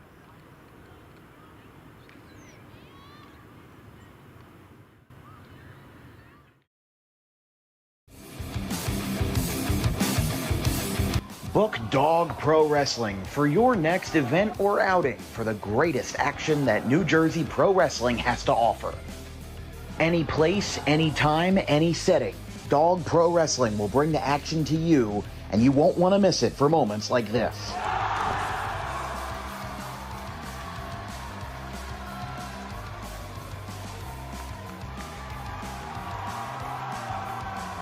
But don't just take it from me. Take it from Max Mundo, the Dog Pro Wrestling ambassador. This is Max Mundo with Dog Pro Wrestling. Are you a civic organization, sporting club looking to fundraise? Then look no further to Dog Pro Wrestling. We do grand openings, corporate events, and much more.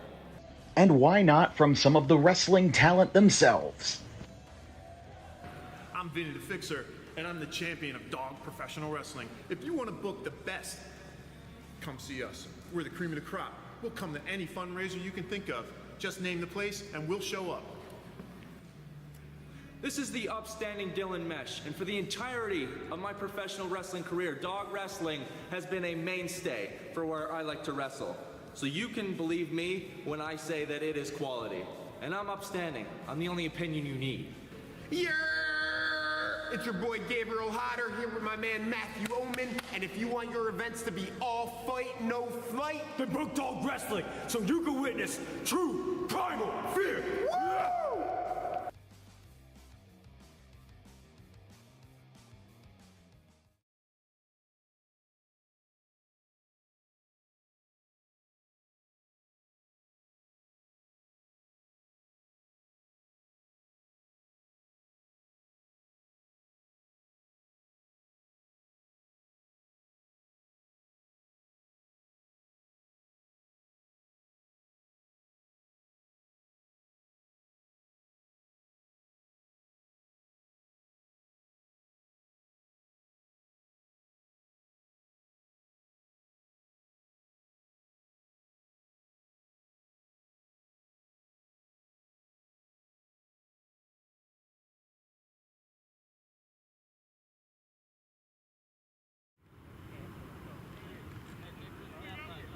Well, we're halfway home here in Sicklerville.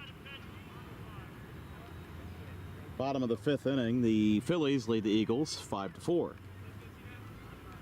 Alex Kay still the pitcher. Both teams have had 2 pitchers so far. Browning and Chin for the Phillies rather, and then Osborne and now Alex Kay in his 2nd inning of relief. Both pitchers got taken out at the same juncture. Both pitchers went 3 innings.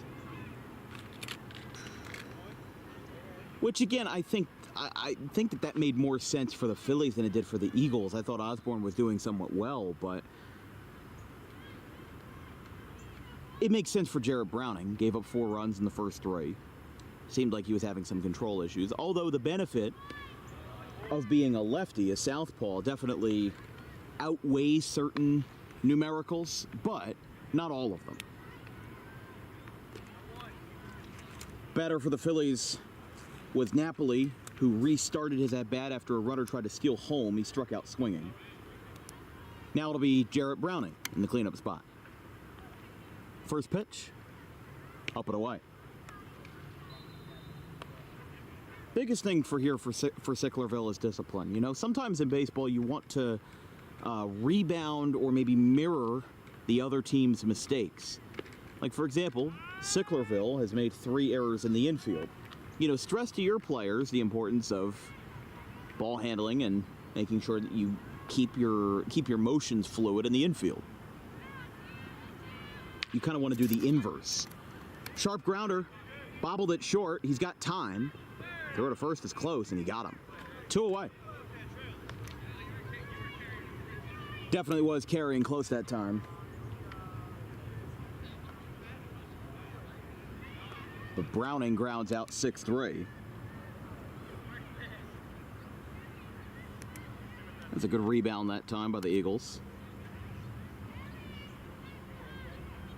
Again, how funny is it that we've got 2 men's league teams called the Eagles and the Phillies? The Phillies played yesterday, and the Eagles play today versus Denver, I believe. I will say, though, that this is kind of a celebration of 4 years of Dan Wilkins Broadcasting. 4 years ago today, there's a base hit to left by Velez Medina, we started off Dan Wilkins Broadcasting with our first ever show, a boys soccer game between Gloucester and Audubon. The game ended 6-0. It was shockingly, and maybe not shockingly, but it wasn't anything to write home about. Connor Bellata scored 2 goals in the first 2 minutes, and in fact, he scored 6 seconds into the game. He scored so quickly I couldn't even begin my commentary. I had never called a soccer game before. I still am not great at calling soccer. I don't know a lot of deep terminology. I know the basics, you know, your basic lingo. But, you know, I can't sit here and say that I'm an aficionado of soccer. But that was 4 years ago today, October 5th, 2021. And now as I stand here, it's about 10:40 in the morning. The leaves are starting to turn yellow on the trees of Camden County. A lot of the leaves still green.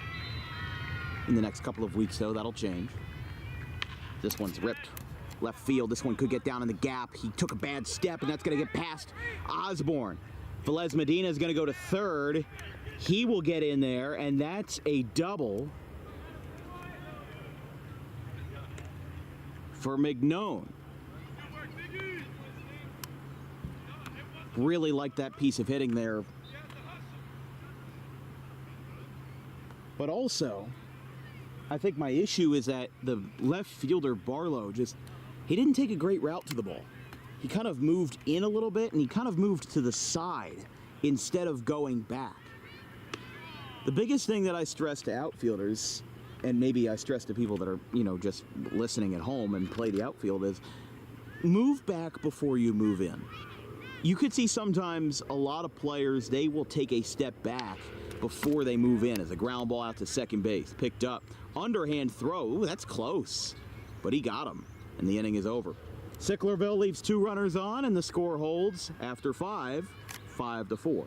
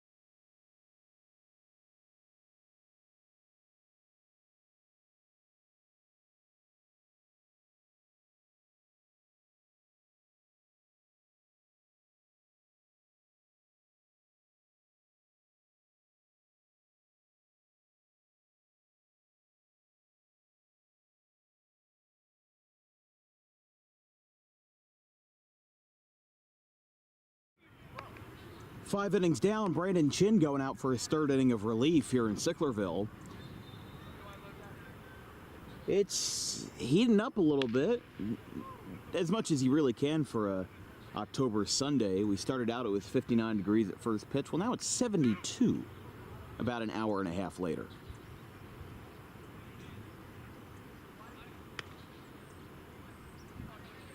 So Brandon Chin finalizing his warm-ups. And we'll get underway in the 6th. It's been an interesting game so far. I mean, you've had a lot of back and forth action. Don't get me wrong, that's a good thing. It's just been a little bit stagnant from here, and there's definitely been some errors in the infield, but with all due respect, that's to be expected. In a men's league game, I don't think you're going to see any game that goes 9 innings with no errors whatsoever. Sicklerville does have 3.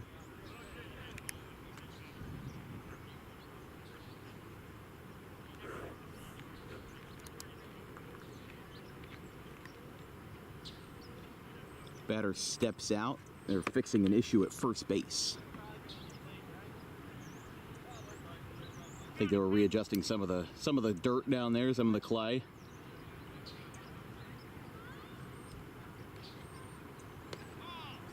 Outside. To kick off the 6th inning.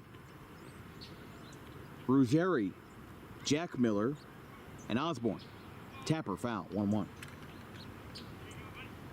But yeah, we were saying this is the 4th anniversary of Dan Wilkins Broadcasting. Last year we celebrated it with a doubleheader for football. We went to Camden East Side at Pennsauken on a Saturday. It was, I think it was a 12 noon kickoff. Pennsauken won that game 13-8. And then we went down to Manchester Township. So we traveled from Pennsauken in Camden County to Manchester in Ocean County, right near Lakewood. That ball's hit out towards left center. Napoli couldn't get there. So close, a leaping effort. But a base hit to lead off the 6th inning for Ruggieri.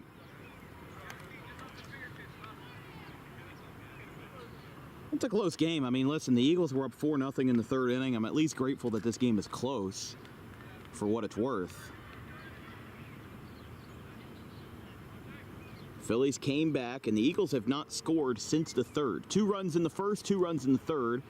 Phillies got 3 runs back in the 3rd, and then tied the game in the 4th inning, and then took the lead in the bottom of the 4th inning on a sacrifice fly. Ruggieri, the tying run on first. Batter is Jack Miller. He's 0 for 2, 2 strikeouts. That one's low.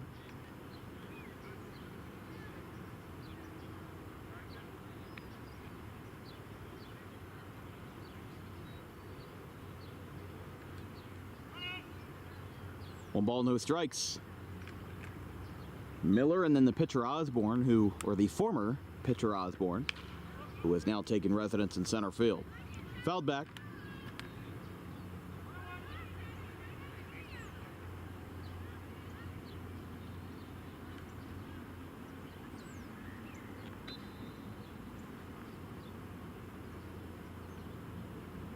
Line drive, foul.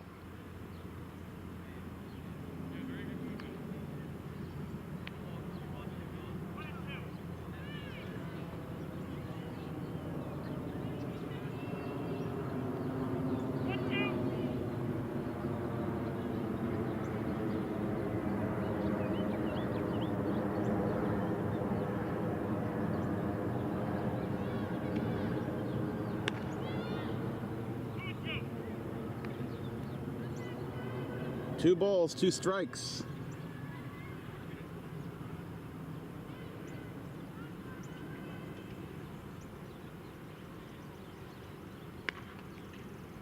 Three-two. Just off the plate that time.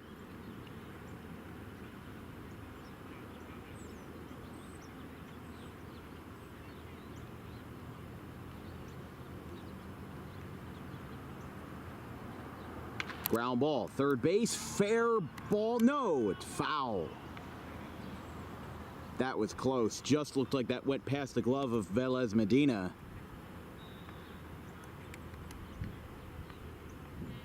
And the count remains full, and now we stay with a runner on first.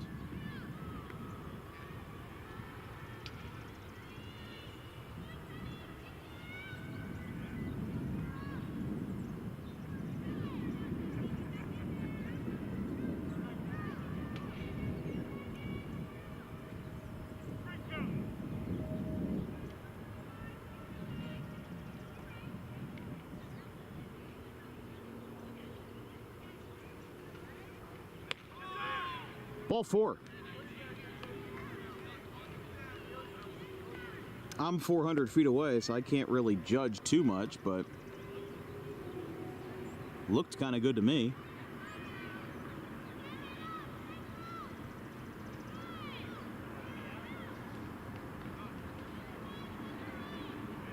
Ruggieri a single, Miller a walk. And the batter now is Osborne. Would be a big spot for him. Swing and a miss, 0-1. Not only a big spot for him, but also a big spot for South Jersey. You know, you think about the Eagles up 4-0 in the game. Osborne was a starting pitcher, and he was on the hill when things started to really slip away. He could really get some redemption here with a base hit.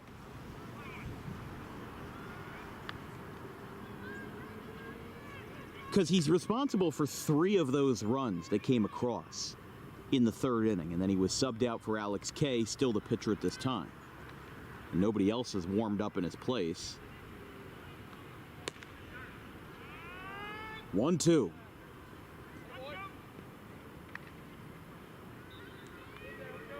And still nobody out, but the deeper into the lineup you go, you don't know if Lerza or Barlow will get any production out of this. So you should contribute now. 2 on, nobody out. At the letters, 2-2. I think he missed on the curveball that time. I definitely wouldn't tell a pitcher to aim a curveball at the letters, just because that is hanger territory. Even if that's where you want it to go, the hitter is going to be able to see that so much better than a curveball that's going to dip down below them. As Osborne bloops it, it'll go over the dugout, foul. Knocked some leaves off the trees, getting fall photosynthesis started early.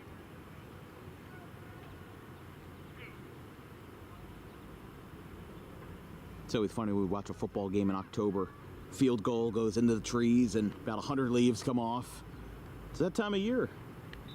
2 balls, 2 strikes. Tying and go-ahead runs aboard for South Jersey, and the Eagles strike out. Osborne goes down swinging, and there's 1 away.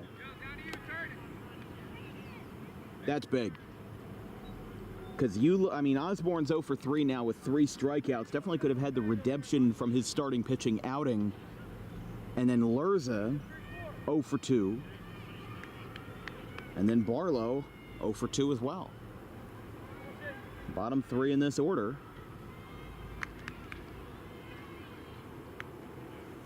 Oh for 6 combined. Strike called. Always a little bit of suspense with this home plate umpire. Hard to tell. Hard to tell who's, you know, whether or not it's a strike called until a couple seconds after the pitch. Upstairs.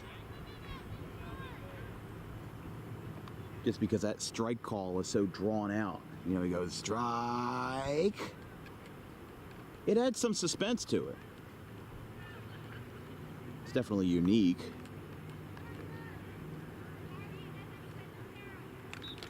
Swing and a miss. 1 ball, 2 strikes. At least you can hear that clearly.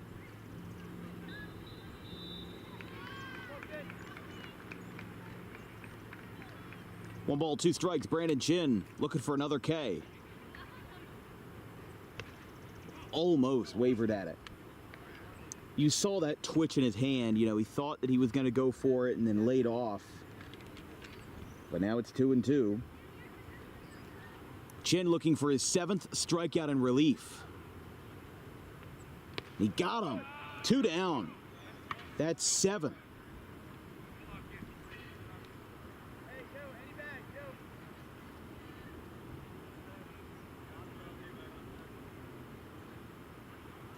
Brandon Chin with 7 strikeouts in relief.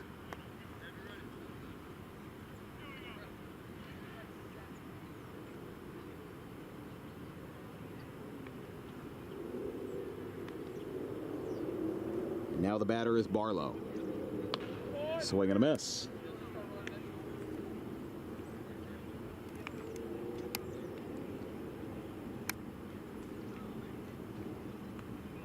He's 0 for 2. Ground out and a strikeout.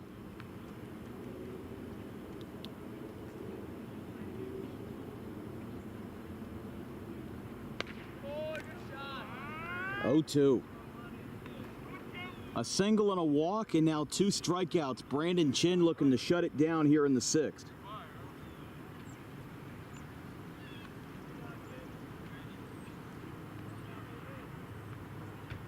Swing and a miss, he got him. That's 8. Brandon Chin, 2 base runners, and then he strikes out the side. Great stuff in relief from Brandon Chin. It's almost unbelievable. We go to the bottom of the 6th here in Sicklerville, 5-4 Phillies.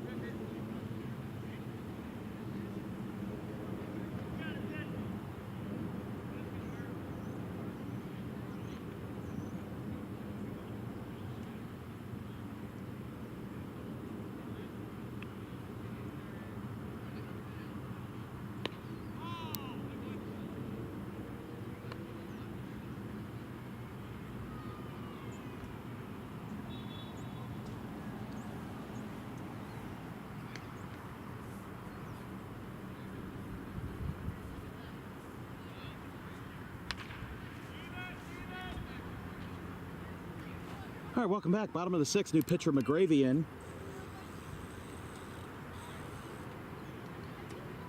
My apologies. I wanted to stay on the air because I'd run in my car to plug in a battery, and we've been having some power issues. We're going to try to make it as far as we can. I'm hoping we can make all 9 with a ground ball to third. That's going to be stopped on a slide, throw wide. That'll be an infield single off of McGarvey to lead off the sixth.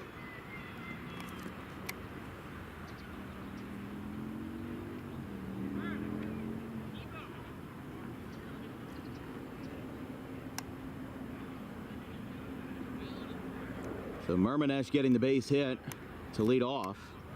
Third pitcher for the Eagles.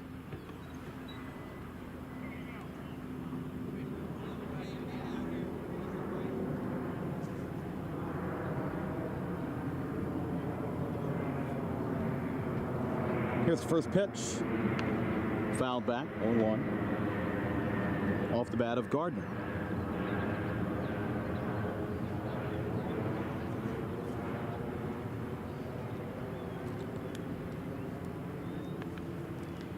Phillies looking to extend their lead. They're up 5-4.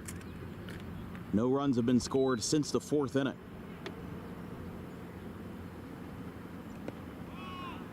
Misses.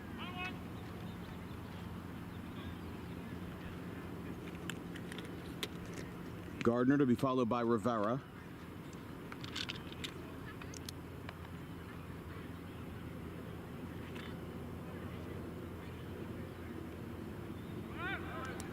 Here comes the throw down to second. It's high, but it is saved.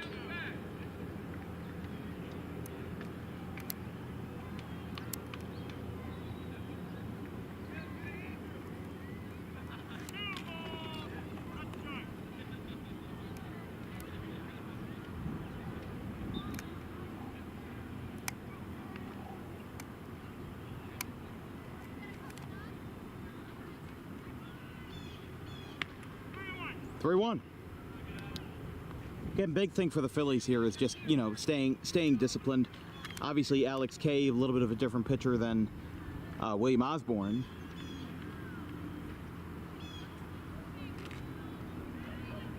But the 3-1 on the way, insurance run in scoring position.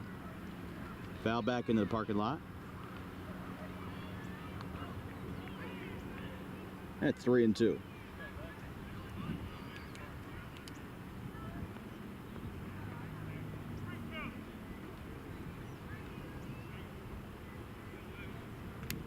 So an infield single for Marmanesh. He's now at second base with a good lead, nobody covering. And the payoff to Gardner.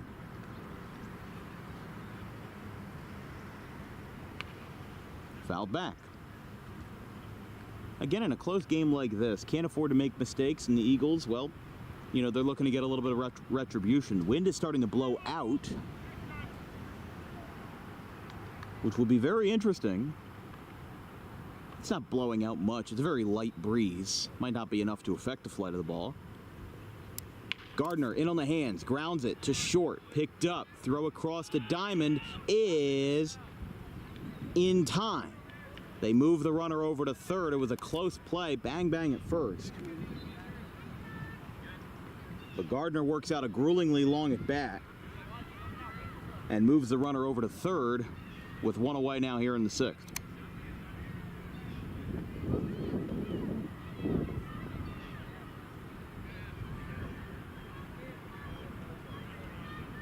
Here's Rivera. 2 for 2, 2 singles for the number 10 hitter. Inside.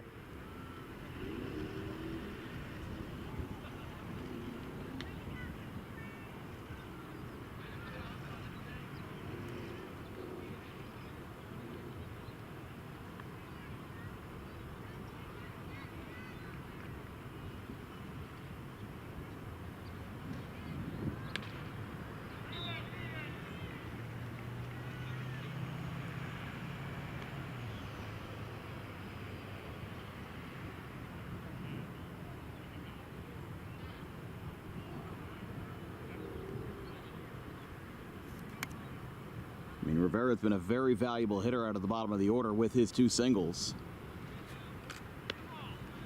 Outside.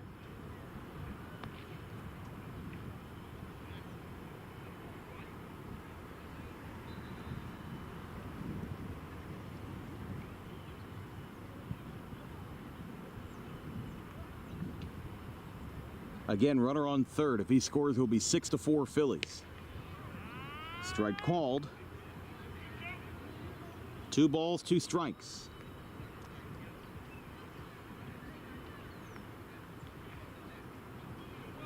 Again, Park's starting to hop a little bit here in Gloucester Township. Some football practice going on behind us. There's some light throw-arounds. And the field hockey tournament to our left. There's a swing and a miss. McGarvey picks up his first strikeout in relief. And it's out number 2 here in the 6th.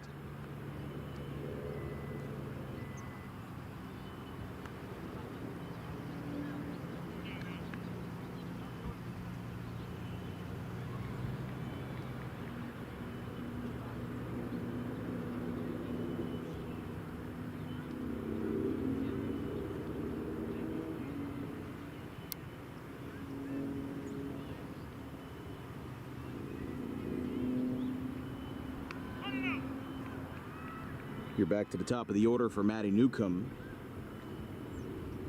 Again, a rare breed, a left-handed hitting catcher who can also hit leadoff.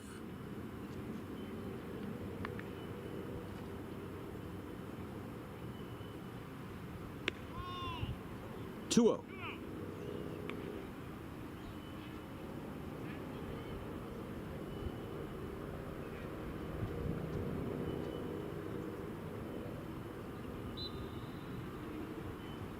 Five to 4 Phillies.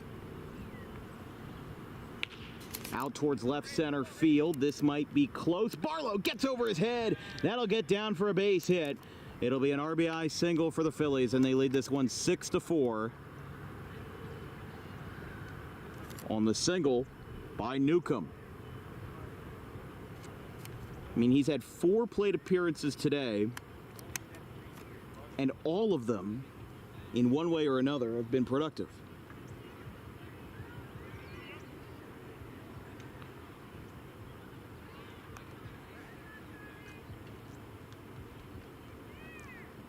Had a single in the first inning, hit by pitch, came around to score in the third, and a sacrifice fly in the 4th inning that gave the Phillies the lead.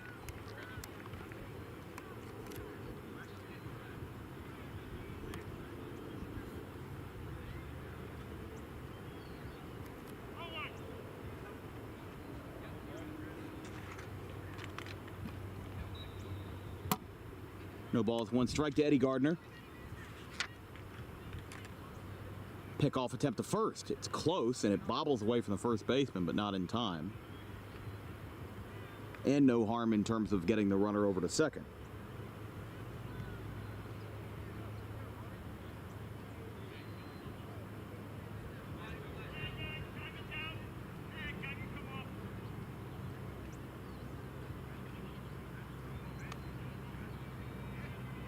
They will move Newcomb for a pinch runner, with Newcomb being the catcher.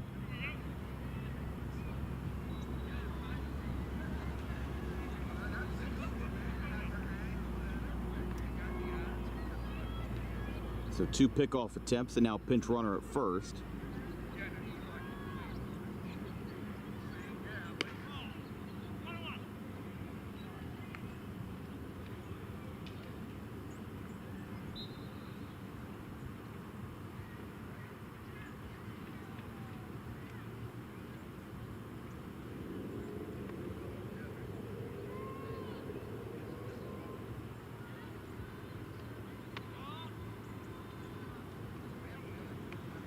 Two balls, 1 strike.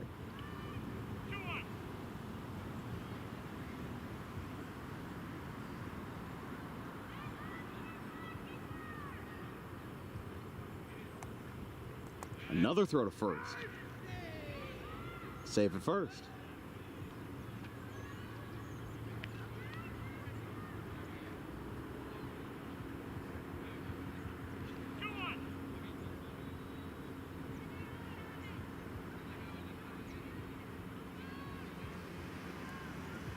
2 balls, 1 strike.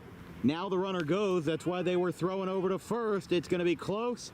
Hops up once, and it's not in time. Stolen base. Bag came out.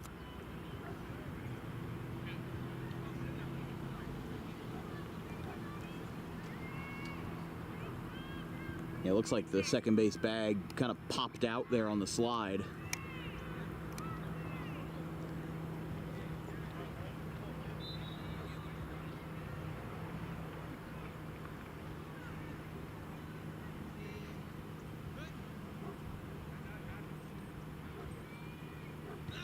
Three balls, 1 strike.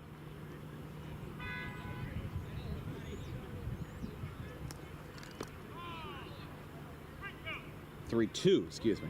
Last pitch was a strike on the runner throwing down to second.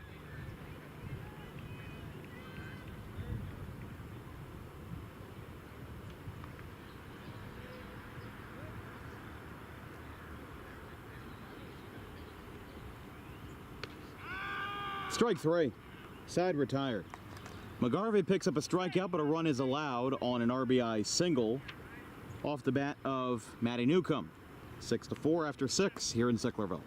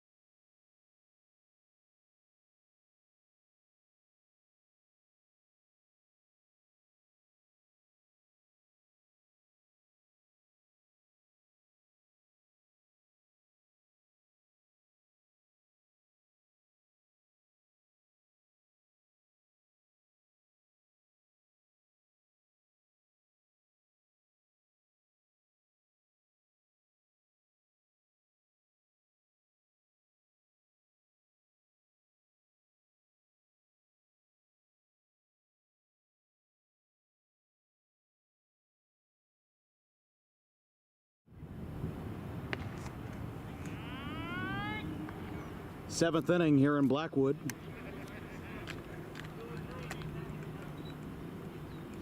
Brandon Chin has now gone, or at least if he gets one more out, he'll have gone farther in relief than the pitcher before him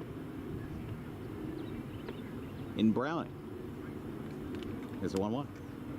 That ball smoked left center field. This could get down into the gap. It will get down in front of the center fielder. He can't grab it, and it'll just be a base hit. So Alex Kay will turn around and return back to first base with leadoff single here in the 7th.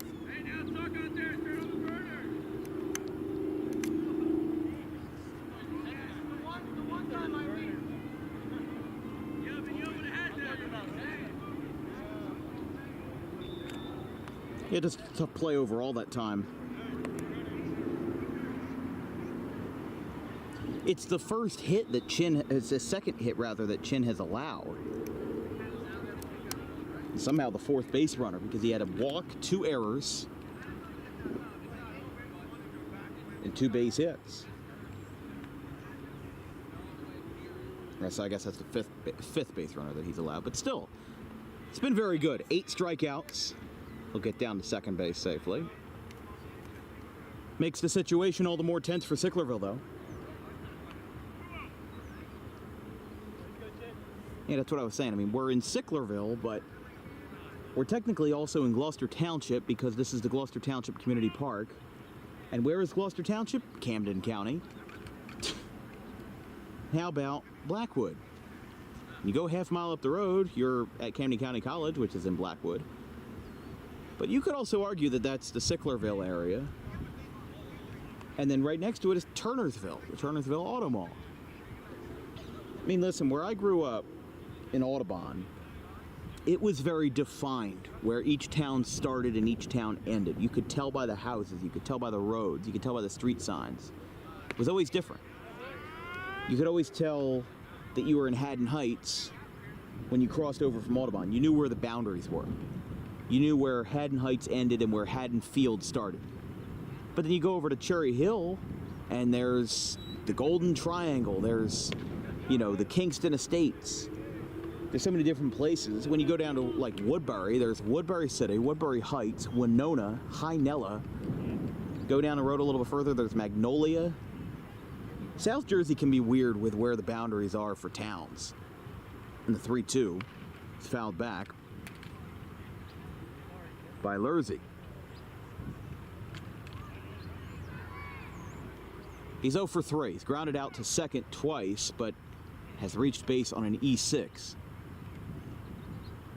Payoff from Chin. Runner on second and Alex K, the former pitcher. Ground ball. Foul ball. Left field line. It's a tough one. It's always a tough pill to swallow, especially when you're down by 2 runs and you need that ball to be fair. Even if you don't score the runner there, you'd still put runners in the corners and would be a really good spot for McGarvey. But yeah, I mean, listen, we're in Sicklerville, but yet we're also in Blackwood, and we're also in the Gloucester Township Community Park. It's the only place where you can be in 3 towns at the same time. 3-2 is a hit by pitch, and they put the runner on first here. Tying run is aboard.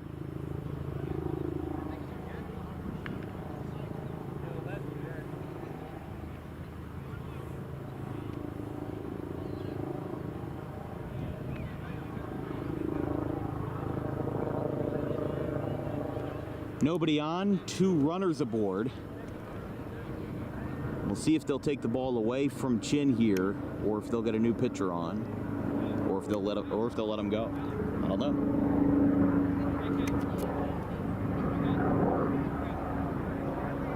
But again, the team manager, Velez Medina, talking it over. That's the big thing here, is that you have a situation where, you know, really anything can happen from here. You've got the cleanup man who's got a base hit and 2 strikeouts. I mean, Chin's already got 8 strikeouts in relief. So do you let him go and try to get a 6-out save from somebody, or try to get an 8th inning setup and a 9th inning save?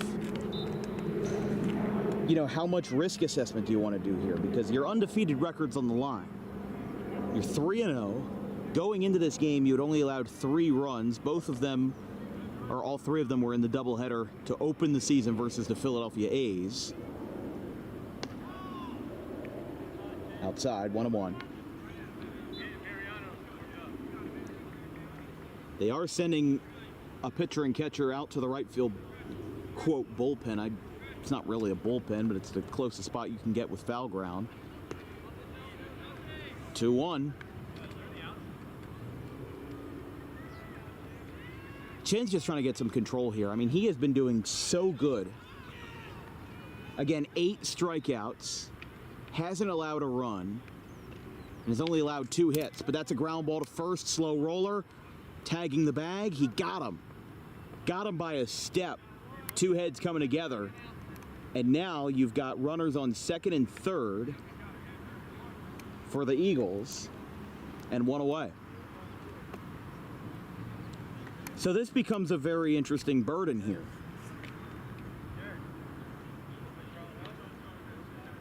The conundrum is that a bloop single by the number 5 hitter Anthony Kay, who already has a 2-run single to his point today, could tie the game and then leave Brandon Chin, who otherwise had an excellent relief appearance, with a no decision and really no credit.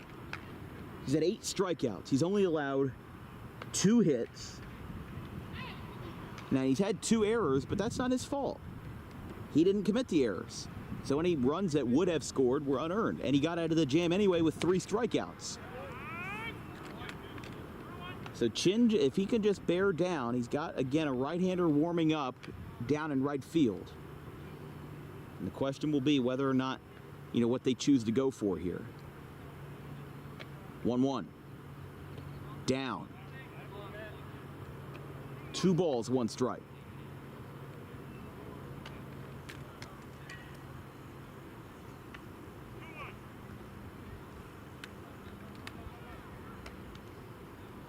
Again, 2 balls, 1 strike. Eagles with the tying run in scoring position for Kay as he sends this one out towards center field. This might be over his head. It will be over his head. This is going to tie the game. Center fielder's got trouble with it. Here comes the runner around third. Relay from Napoli to the plate. Not in time. And the Eagles have tied the game with a 2-run double to center field.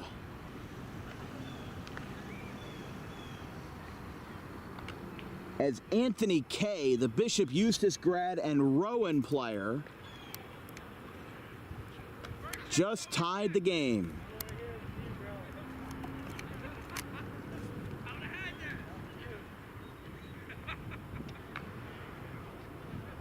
Six in the top of the 7th.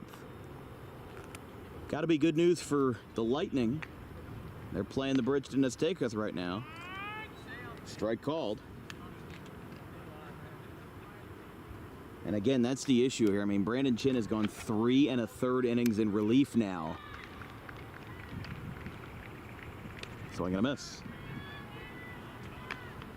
And the issue is that, you talk about what are you going to do in this situation? Because, I'll tell you what's at stake. The lead in the ballgame. In the top of the 7th, you're not going to have too many outs left after this if the Eagles take the lead. That ball skips away, but Kay holds on. But a 2-run double to center. He is now up to 4 RBIs on the day.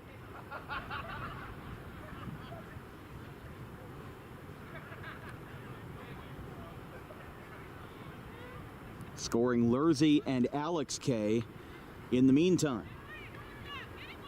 1 ball, 2 strikes. Outside.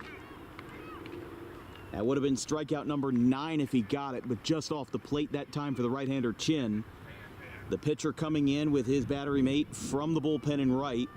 Would imagine a pitching change is imminent, especially if more trouble is on the horizon. Strike 3. That's 9. Brandon Chin with 9 strikeouts out of the pen. And again, it's really a shame that this is mostly going to be all for naught.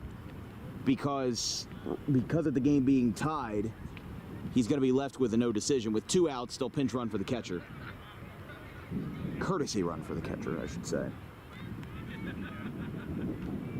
But still, yeah, I'm kind of shocked at all that has happened. It's really been interesting to see.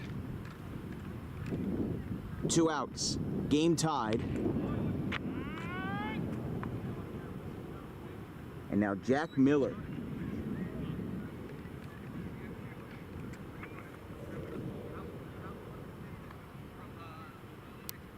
A 1.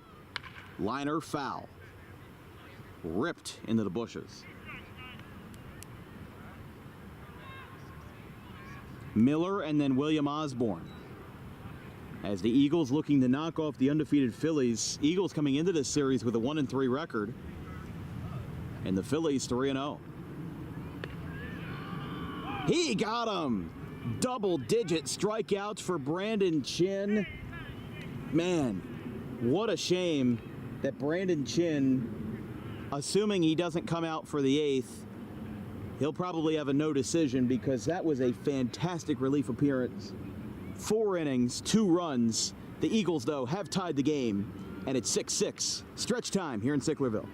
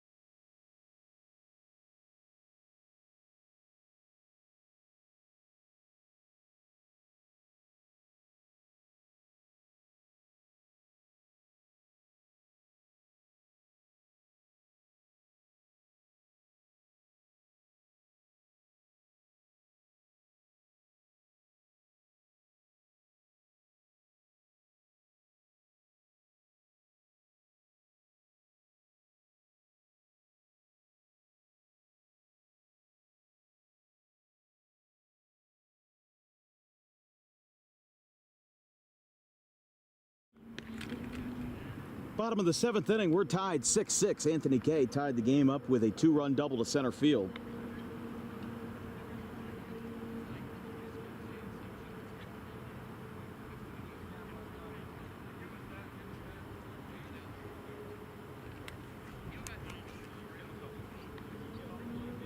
And now the Phillies will try to break the tie after Jack Miller struck out. Brandon Chin, assuming he does not return to the game for the 8th, will finish with 4 innings of relief and 10 strikeouts. McGarvey's going to call for this one in the infield. Backpedaling, and he makes the catch. 1 down.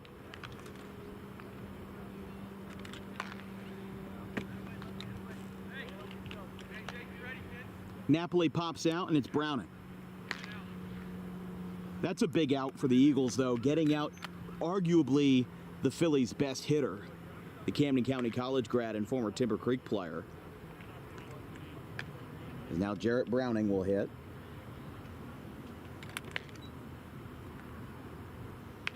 Another pop-up. McGarvey's going to go for it again. This time, going in and making the catch will be Anthony Kay.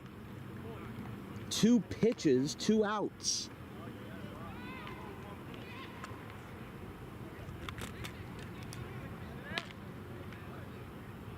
Two pop-outs in the infield.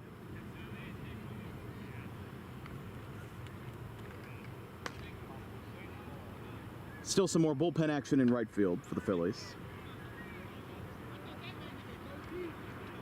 But Anthony Kay tied the game up with a 2-run double to center field.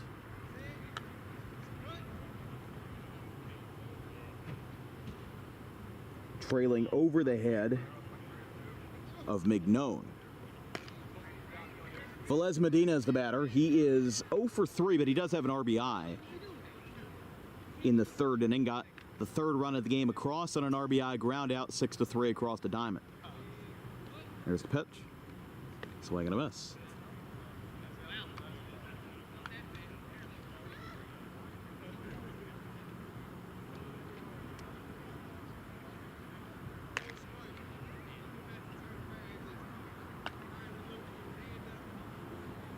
Medina pops it up. 3 pop-ups and a short 7th inning sends this game to the 8th tie. This is going to be a fun finish. The Eagles and the Phillies tied at 6. We'll be right back.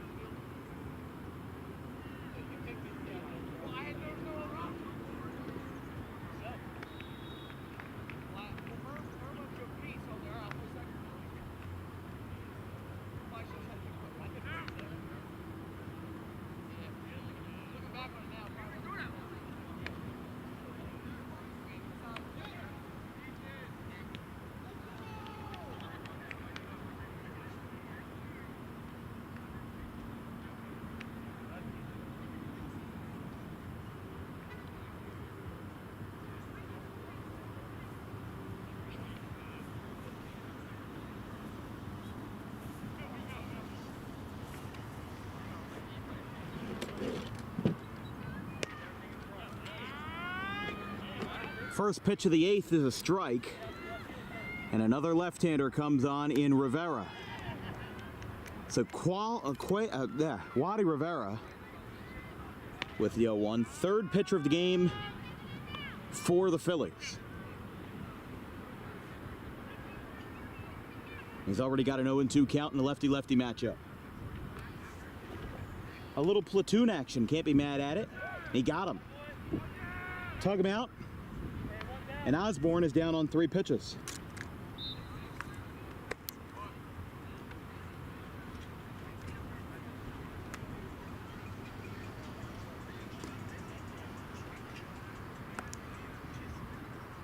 So in total, that's the, let's see. Well, I mean, Chin had 10 strikeouts in relief. Well outside that time from Rivera, the left-hander. Looking at a grand total of 14 strikeouts between the 3 relief pitchers. Swing and a miss. 1-1.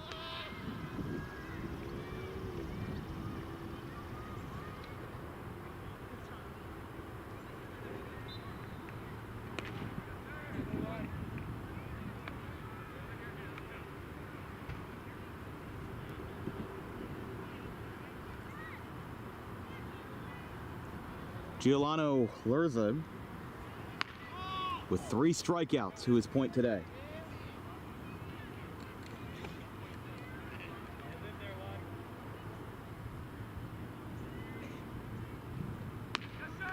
Got him. 15 between the Sicklerville Phillies trio. And there's 2 away in the 8th.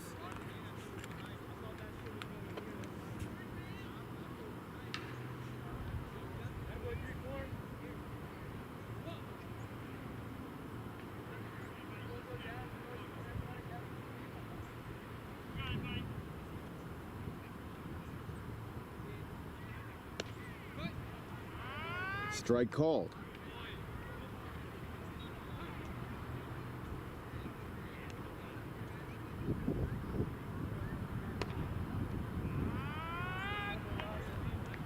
Oh, and 2 now. Making quick work of them so far here in the 8th. Again, the wind starting to pick up a little bit more as the day moves on. At the letters, Napoli and Mignone all made a beeline for the dugout, but the count's 1-2. With the game on the line in the bottom of the 8th, it'll be 6, 7, and 8. Mignone, Chin, and there's a strike 3. He strikes out the side, and the Eagles have struck out their last 5 in a row. We go to the bottom of the 8th here in Sicklerville. We're up for a good finish, so if you're just joining us, I'm going to rewind the tape and see how this all went down. 6-6 going to the bottom of the 8th.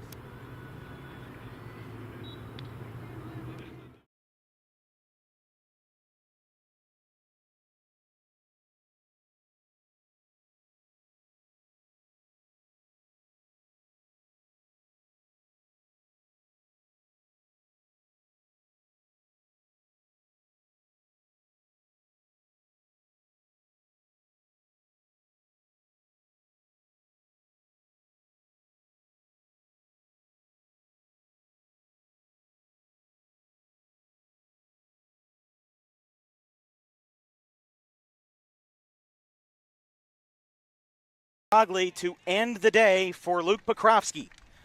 Little pop-up, first base side, he calls for it, and for the first time in 33 years, the Charlotte Cougars will hoist the trophy and face Middlesex on Monday. 4-3, Cougars win it. And in the battle of green and gold, the trophy stays true with the visitors. What a finish! And Shalleck will pack their bags for Middlesex and the Blue Jays when the weekend turns around to Monday.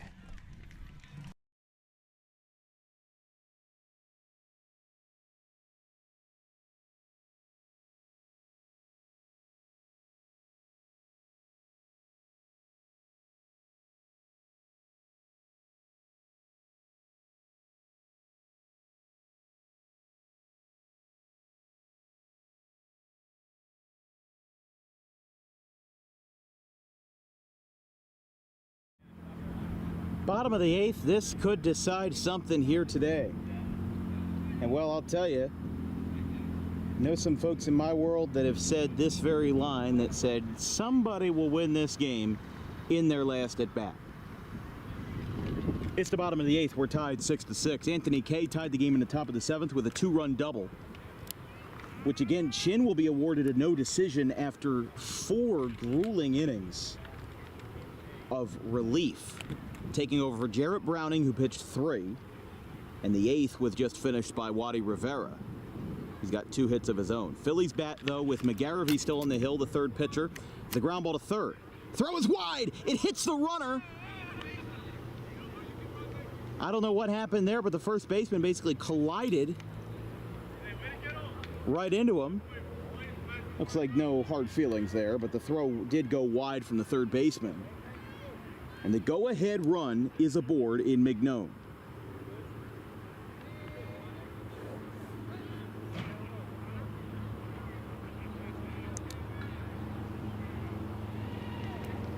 So here's Brandon Chin. Even though he'll be awarded with a no decision today, definitely could have some retribution in the batter's box. Strike 1. Again, we'll read it for you again. 2 hits. Actually, it was 3 hits, 2 earned runs, no walks, and 10 strikeouts in 4 innings of relief.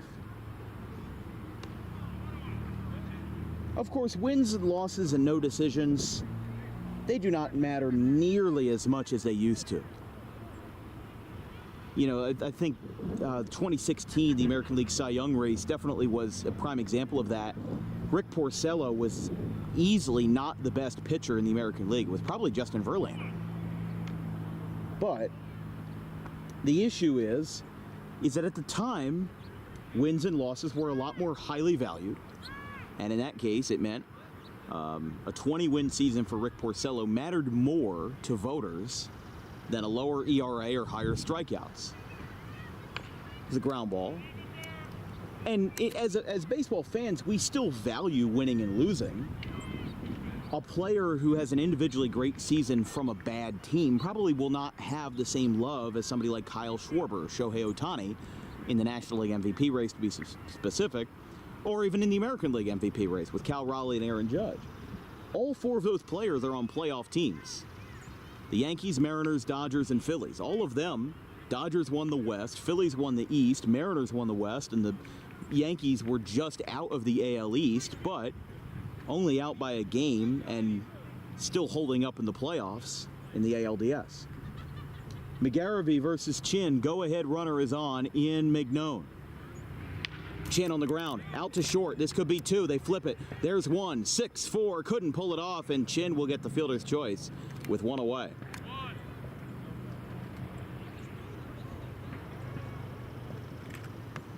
So a 6-4 fielder's choice.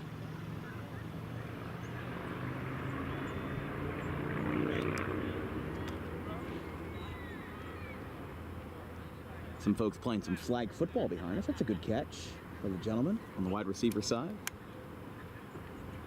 Man, I've called so much football this weekend. I'm actually happy to be calling baseball again because I love baseball. That's a runner's moving up. He didn't run out of the box. That's a foul ball. There was no call. I mean, that's a weird situation. I don't know if it hit off of his foot or whatever, what have you, but looked like he just wasn't running it out of the box and he would have gotten the runner over to second base, but instead, that's just a weird situation.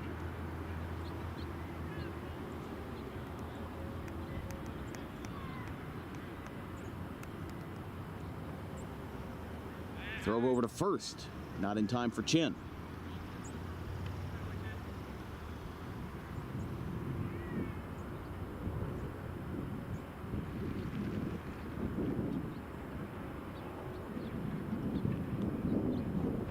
Here's the pitch. Popped up. Over is K. He slides and makes the catch. That's 2 down.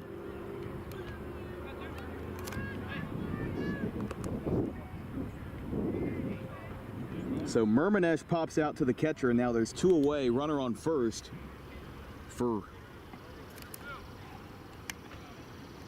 looks like it, Luke Gardner.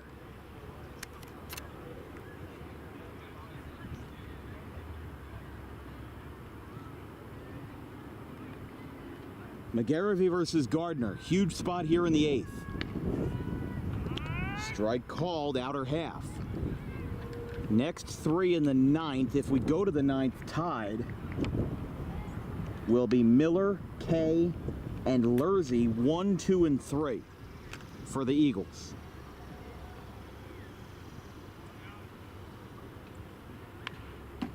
Taps it foul. Kind of a half swing.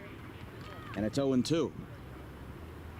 But right now, biggest thing for Sicklerville is just getting the bat to the ball, because the Eagles have had trouble with defense. Look at what worked for the Cleveland Guardians in the regular season. Just, good old-fashioned small ball. And he does get a small ball out towards second base. They flip it too short, and the side is retired. We go to the 9th. We're tied 6-6.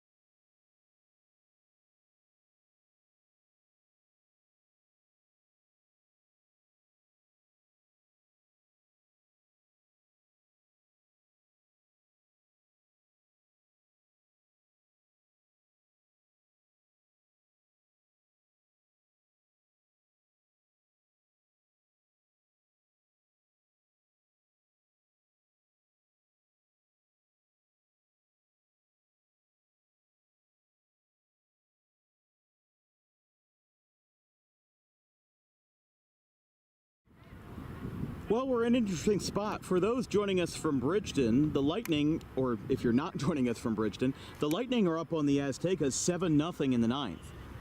The thing is, we just heard the home plate umpire say one more full inning. So we may be on a time crunch, which could very well mean this game could end in a tie. Now, the last time a baseball game on DWB ended in a tie was March 28th, 2023. It was a scrimmage between Lenape and Audubon, and high school games can end in ties, whether due to darkness or due to, usually the only time that a high school game would end in extra innings is due to darkness. Game goes 13, 14 innings and unable to get the game resumed. No need to resume the game in that case, just leave it as a tie. 2-0 here from the left-hander. Strike called, 2-1. Again, 1, 2, and 3, starting off with Jax Miller for the Eagles, and a foul right side into the parking lot. Look out. Lands in one of the generator boxes, 2-2. So it's Miller, Alex Kay, and then Lurzy. This is a big spot for the Eagles. Again, I don't know if they're scoreboard watching, but the Lightning are up 7-0. The Eagles would improve to 2-3 with a win, but then they'd be down to a paltry 1-4 with a loss. That's a situation that they don't want to put themselves in. 2-strike pitch, swing and a miss. He got him. 16 combined strikeouts by the Phillies pitching staff, and there's one away in the 9th. So again, we confirm that we will not go to extra innings. This is it. This is all that we will have for the rest of the night. About 11:45 this morning here in Sicklerville. Still got that field hockey tournament going on to our left. 1-0. Alex Kay, who had 2 innings on the hill, he has reached base all 4 times. Double, single, had the first run of the game on an RBI double, and then a walk and an E5. So put that in the scorebook as 2 for 3.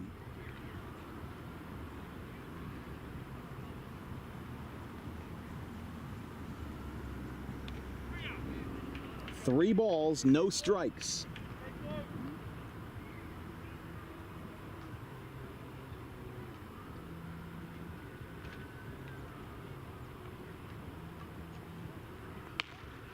Strike 1, gimme call right there.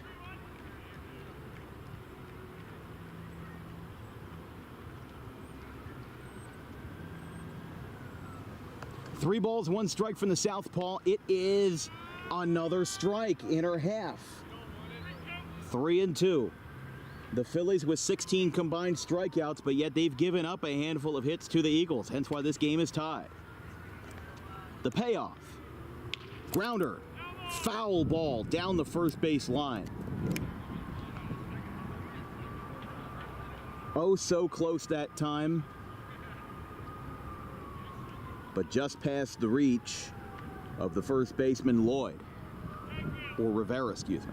No, Rivera's the pitcher. It is Lloyd at first base. My apologies.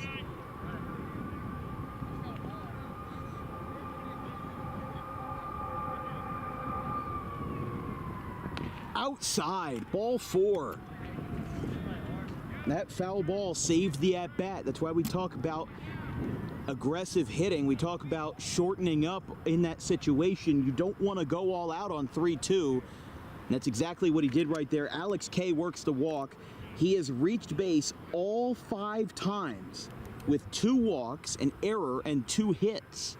And now the go-ahead run is aboard for Lurzy.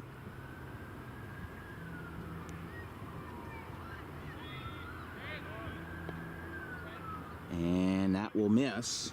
1-0. I'll tell you, thank you to manager, excuse me, I'm sorry, Velez Molina, for having us out today, because this was a great game. Even if it ends in a tie, this has been a back-and-forth battle, and I'm loving it. Always love covering South Jersey NABA. Of course, Mikey Sr., Donovan Schmidt, they run a great show. That's a tapper foul. 1 away, go-ahead run in K. They're actually going to say that was not a foul ball, and that is a wild pitch. I'm going to be honest, I couldn't tell that he couldn't hit the ball, or that he didn't hit the ball. I thought he got a piece of it. So I apologize. Runners now on second. Scoring position for Alex Kay.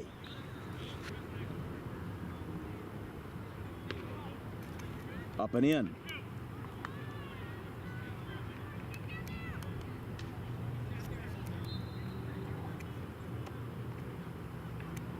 Lurzy. 2 strikes on him. Up and in. 3-2.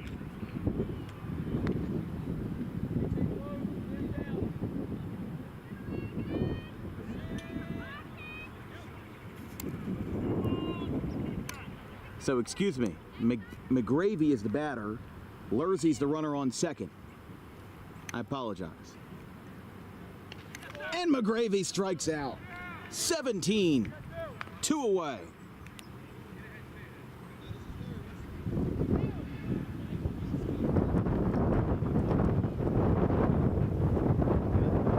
Two outs in a tie game.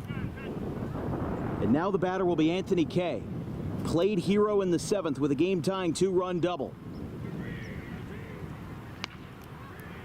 Strike called to Anthony Kay.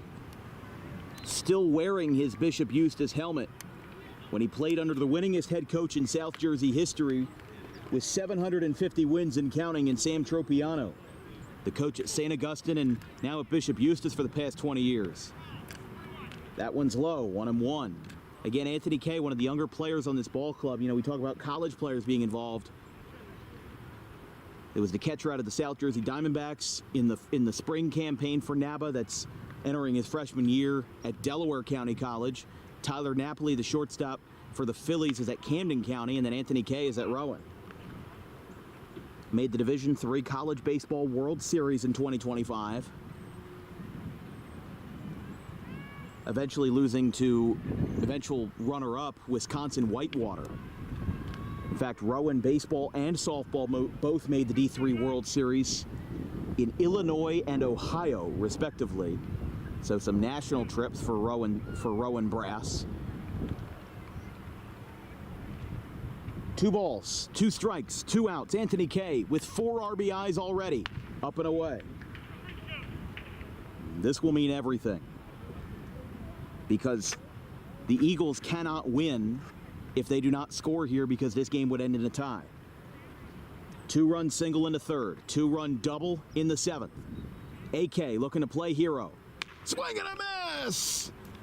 18 strikeouts by the Sicklerville pitching staff. And that is incredible stuff. Anthony Kay strikes out swinging.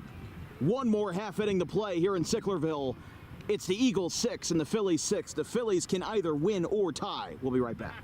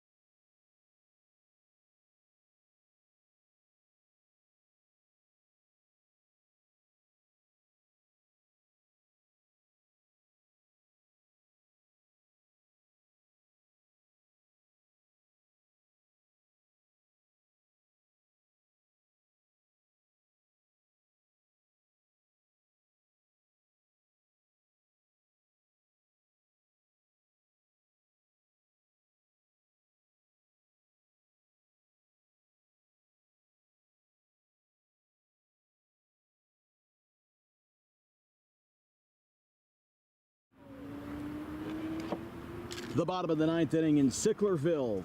It's our first baseball game in 2 months. It was August 13th when Luke Lesh for Cherry Hill had maybe the most electric finish to any baseball game you'll ever see. A walk-off grand slam. Walk-off home run to win the Tri-County Baseball League Championship 3-2 in 12 innings.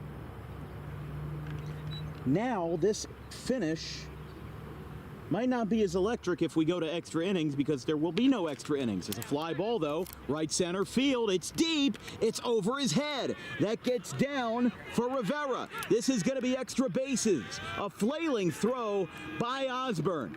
And the pitcher, Waddy Rivera, with a leadoff double on the first pitch of the 9th to send Sicklerville into great position for a 4-0 start here in the NABA Fall Campaign. Fantastic. Waddy Rivera. Just great stuff. The pitcher helping his own cause. The 3rd for the Phillies today.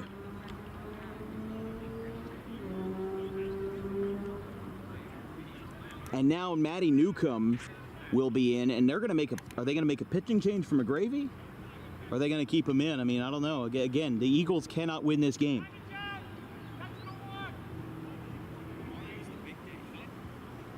And the umpire with this, again, this game is under a time limit of 3 hours. So they're they're putting a runner on first now. They're intentionally walking Newcomb. Although I'm curious whether or not Newcomb was intentionally walked or whether the umpire awarded first base because of a time violation. I'm not sure, but now there's 2 runners on for Eddie Gardner. I am going to write it down as an intentional walk because I think that's what it was, but again, the umpire just said time's up, and then I heard somebody say, "Are you kidding me?" Which makes me think it could be anything. Here's Gardner, looking to win it for the Phillies. Grounder foul, 0-1. Don't forget our next broadcast will be Tri-County Conference Boys Soccer between Clayton and Gloucester Catholic.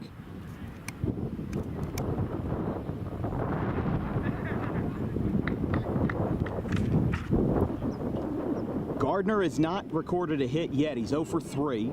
A fly out, 2 strikeouts, and a hit by pitch, not in said order. Gardner shows bunt. He gets it down. It's a fair ball. Near the pitcher, McGravy. He's going to throw it to first. It's going to be in time. And they move the runner over.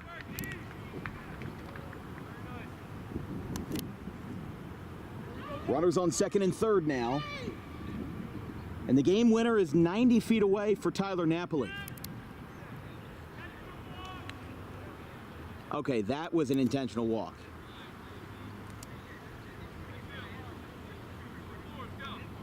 A 1-3 sacrifice hit, and now they intentionally walk Napoli to bring up the pitcher, Jarrett Browning, who, again, not to pin blame, but he's kind of the reason why this game is where it is right now.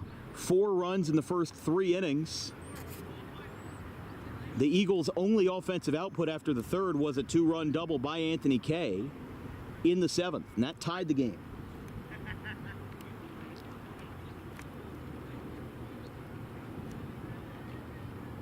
Winning run on third for Jarrett Browning. Here's the pitch. Swings and flies this one. Is it deep enough? No, it's going to be in the infield. Umpire calls infield fly. That's the right call.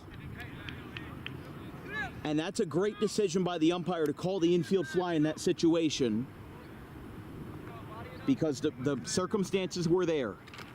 Less than 2 outs, runners on second and third, and ordinary effort by the second baseman. That is absolutely the right call. And the infield fly retires Browning on a pop-up. 2 away for Velez Medina. The team manager looking to win it. Grounder on the first pitch, goes to the pitcher, McGravy. He's got trouble with it. Throw to first is in time.